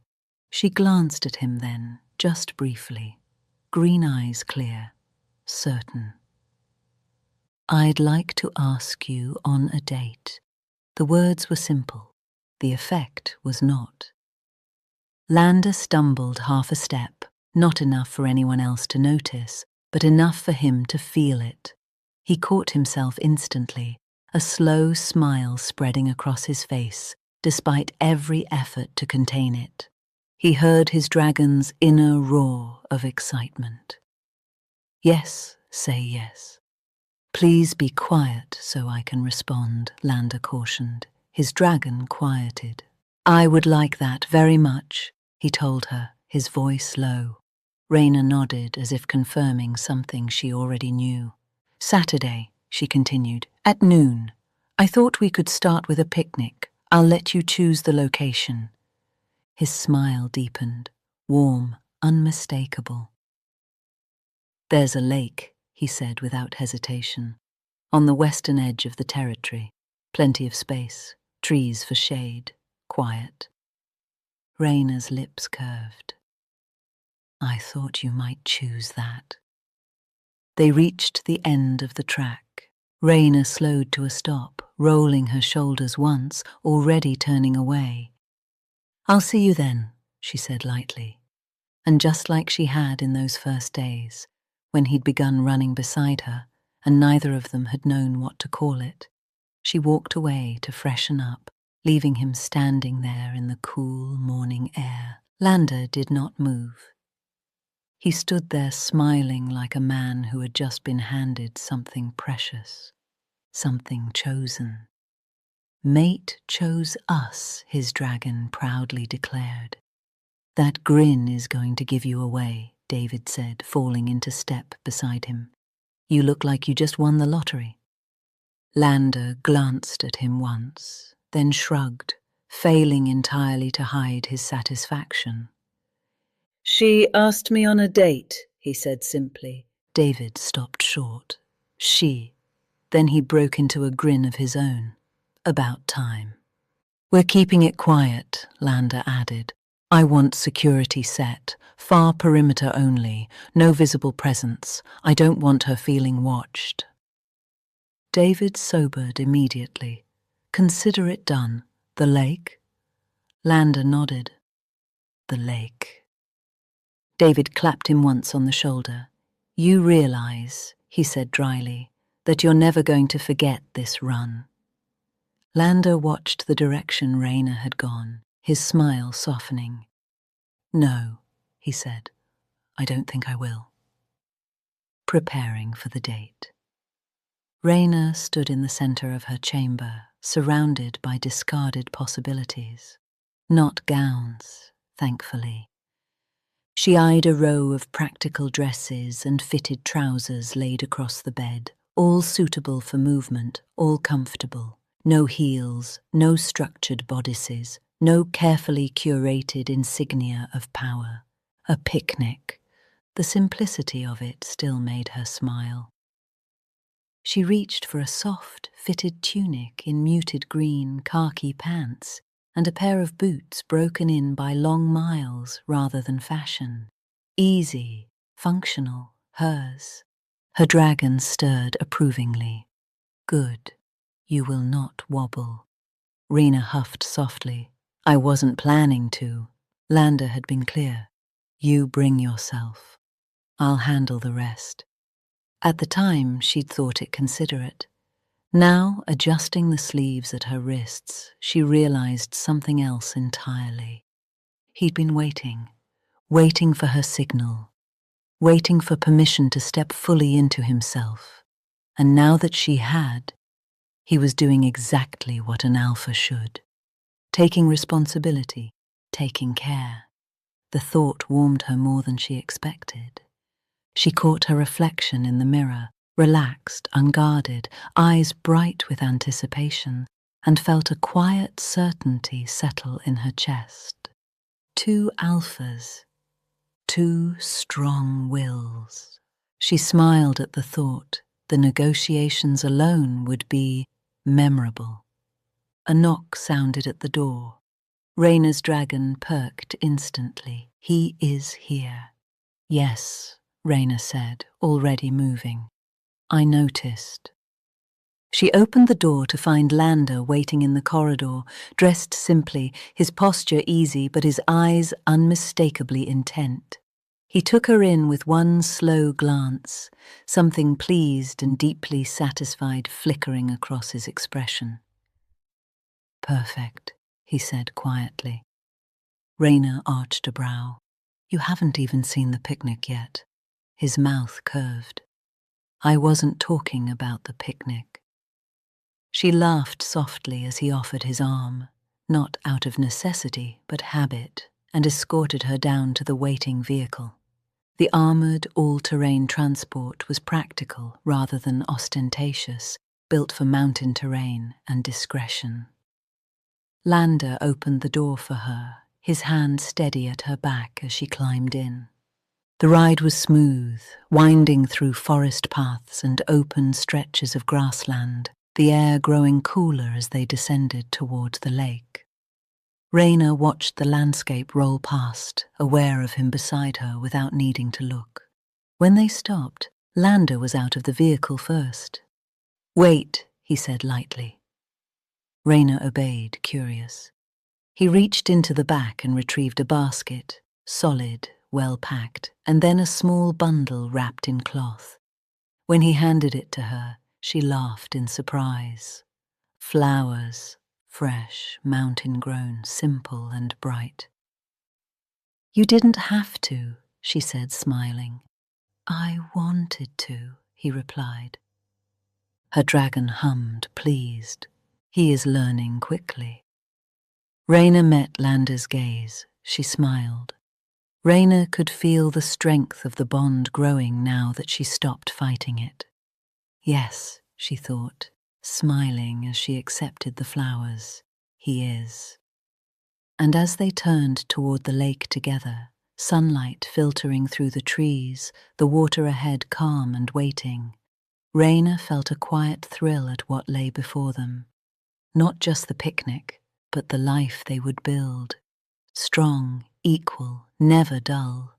The arguments alone would be legendary. And she wouldn't trade a single one. The lake. The lake lay tucked into the western edge of Pinnacle territory, still and wide, its surface reflecting the pale blue of the midday sky. Tall trees were scattered all around the water, their ancient branches heavy with leaves, casting generous shade across the grass. The air was cool but gentle, carrying the clean scent of water, stone, and sun-warmed earth, private, peaceful, exactly as Reina had hoped. Lander spread the blanket beneath the largest tree with quiet care, smoothing the fabric as if the ground itself deserved respect. He unpacked the basket methodically, fresh bread wrapped in linen, cured meats, fruit chilled by mountain air, a small flask of spiced wine and cool water drawn from stone. Reina watched him, her expression soft. Not because she had nothing to say, but because she liked seeing him like this, unarmored, unhurried, entirely present. "You planned all this," she said gently. "I did," he replied, glancing up with a faint smile. "I've been planning it since you asked." Something warm loosened in her chest. They sat side by side, close enough that their shoulders brushed. The contact was light, intentional. Neither of them moved away. For a while they ate in companionable silence, the lake whispering softly behind them. Reina felt the tension she had carried for weeks slowly unwinding. No schedules, no witnesses, no expectations beyond this moment. "I used to think," she said at last, "that certainty would feel louder." Lander turned toward her, his attention absolute. "And now?" "Now it feels calm." She smiled faintly, "like standing on solid ground after thinking you were still falling." He studied her face, searching without pressure, without claim, only understanding. "I've been holding back," he said quietly, "not because I wanted to, because I promised you I would." "I know." "But," he continued, his voice lower now, "I wasn't sure when restraint would stop being respect and start becoming distance." That honesty settled between them, heavy and welcome. "That's why I asked you here," Reina said. "I needed you to know I'm not afraid anymore." His dragon stirred, no longer clawing or restless. Waiting. She shifted closer, their knees touching fully now. "I trust you," she said, "with my choices, with my future, with us." Lander inhaled slowly, grounding himself in her scent, honeysuckle, bright and wild, threaded with the cold purity of a mountain spring just after the first thaw. He felt his dragon relax and knew their dragons were communicating with each other as their humans spoke. When he spoke again, restraint was still present, but no longer binding. "You never needed to earn my patience," he said, "only to claim your certainty." Her lips curved. "And now?" "Now," he said, turning fully toward her, "I would like to stop pretending I don't want you." The quiet intensity of it stole her breath. Reina reached for his hand, not tentatively, not as a question. His fingers closed around hers instantly, warm and steady, as though he had been waiting for exactly this moment. She leaned in, resting her forehead briefly against his. "I'm ready," she said softly, "to choose you, not as a possibility, not someday." His voice was barely more than a breath. "Say it." She lifted her head, green eyes clear and unwavering. "I want you," she said, "as my mate." For a heartbeat, the world held still. Then Lander lifted her hand, pressing his lips to her knuckles, slow, reverent, before releasing it and cupping her face instead. His thumbs brushed lightly along her jaw, giving her time. Always giving her time. Reina didn't hesitate. She rose just enough to meet him. The kiss was unhurried, soft at first, an exploration rather than a claim. Warmth spread through her at the first brush of his lips, deepening as he leaned in, the contact turning certain, grounding, real. Not hunger, not possession, a beginning. His dragon surged, not with fire but with joy, folding around her presence like a vow finally spoken aloud. When they parted, Lander rested his forehead briefly against hers, his breath unsteady but controlled. "I accept," he said quietly. "Completely." Reina smiled, her hand still curled in his collar, her pulse steady at last. They remained there long after, hands entwined, shoulders pressed together, the lake reflecting the sky, no longer wondering where this was going. The future was not uncertain anymore. It was simply waiting to be lived. Epilogue: The Final Ball. In the days following the picnic, everything changed, quietly, unmistakably. No longer subdued by fear and doubt, Reina's feelings for Lander bloomed like wildflowers in an open field. Their dragons no longer tolerated separation. The bond between them strong, steady, certain, pulsing with vibrant energy. They trained together, walked the grounds side by side, took meals without distance or pretense. Within the week, Reina moved into Lander's wing of Pinnacle. No announcement followed, none was required. The dragons had decided, and with the final ball looming, preparation began in earnest. Which was how Reina found herself being firmly extracted from Lander's presence the morning of the event.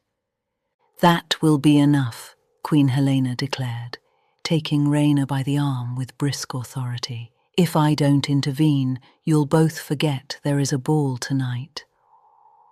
Reina laughed as she was swept away, glancing back once to find Lander watching her with open amusement and reluctant surrender.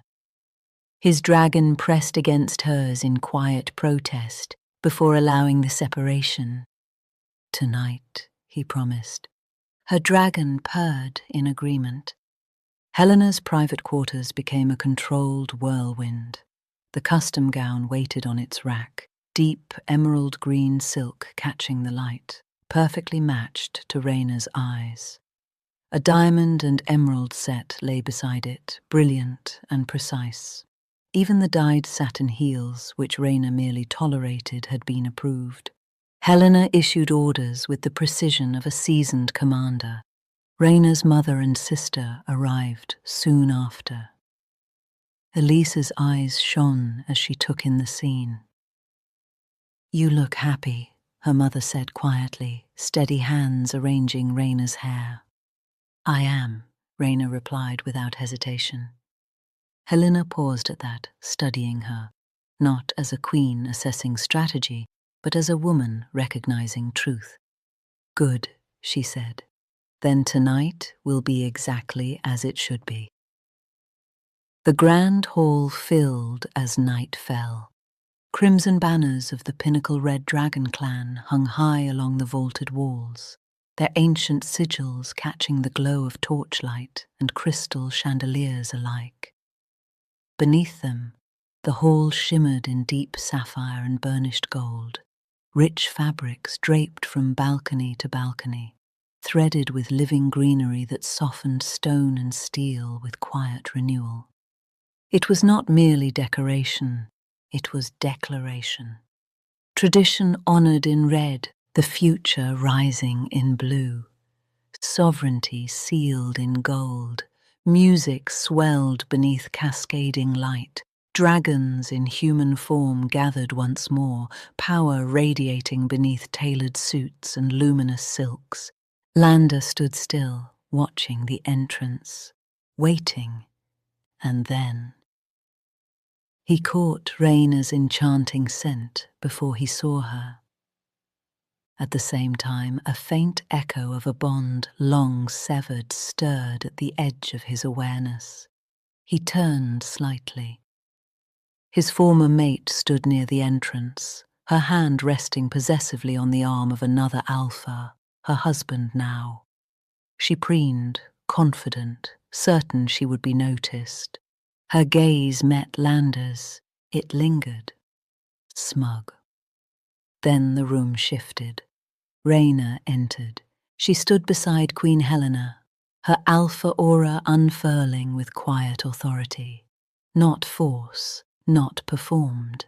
Natural. The bond pulled taunt in Lander's chest. His dragon roared inside him. Not tentative, not cautious, complete. Lander did not look away from Reina, not even as in his periphery he saw the former mate's smile falter. Realization dawned. Understanding followed. Reina felt the flicker of attention and followed it briefly. She understood. There was no jealousy, only clarity. She turned her gaze back to Lander and smiled. The past released him then, not with pain, with finality. He crossed the room without hesitation and took his place at her side. The Alpha King rose from the raised platform. Silence fell instantly. Queen Helena stepped forward beside him. Reina's parents stood proudly beside the king and queen. "My people," the Alpha King began, his voice steady and absolute. "Tonight, we celebrate not only the completion of our leaders' training, but the honoring of a rare second chance mating, a bond freely accepted, a union forged through trial, restraint, and unwavering respect."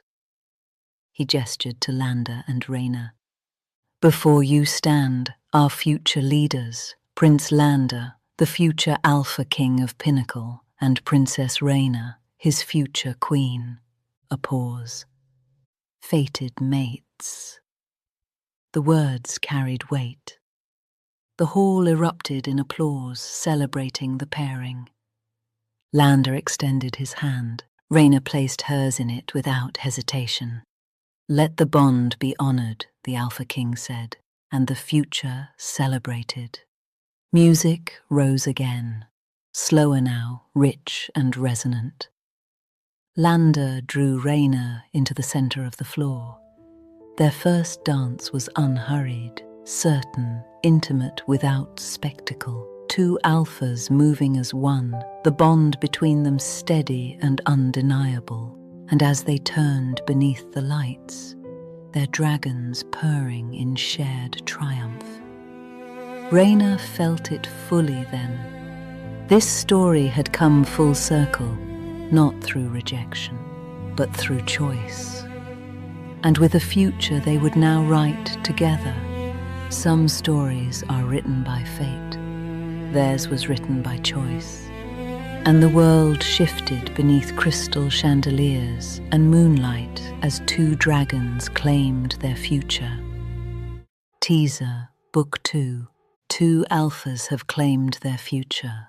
Now the weight shifts to those who stand beside them. Betas are trained to command without ruling, to wield authority that must always stop one step short. For David and Patricia, strength has never been the question. Only surrender. Compromise does not come easily when dominance has always been instinct. And love, when it arrives, demands more vulnerability than any battlefield ever did. Elsewhere, a healer walks a different path. Elise has years of training ahead, human medicine, dragon healing, a future built on knowledge rather than bonds. Fate has never factored into her plans, and she has no intention of yielding them easily. Jonathan was a second son who never expected to want more than service. But dragons do not always wait for permission. As loyalties deepen and bonds strain beneath unspoken desire, one truth becomes impossible to ignore. In the modern world, tradition no longer dictates destiny. Next mating will not ask whether love exists, but who is willing to bend for it.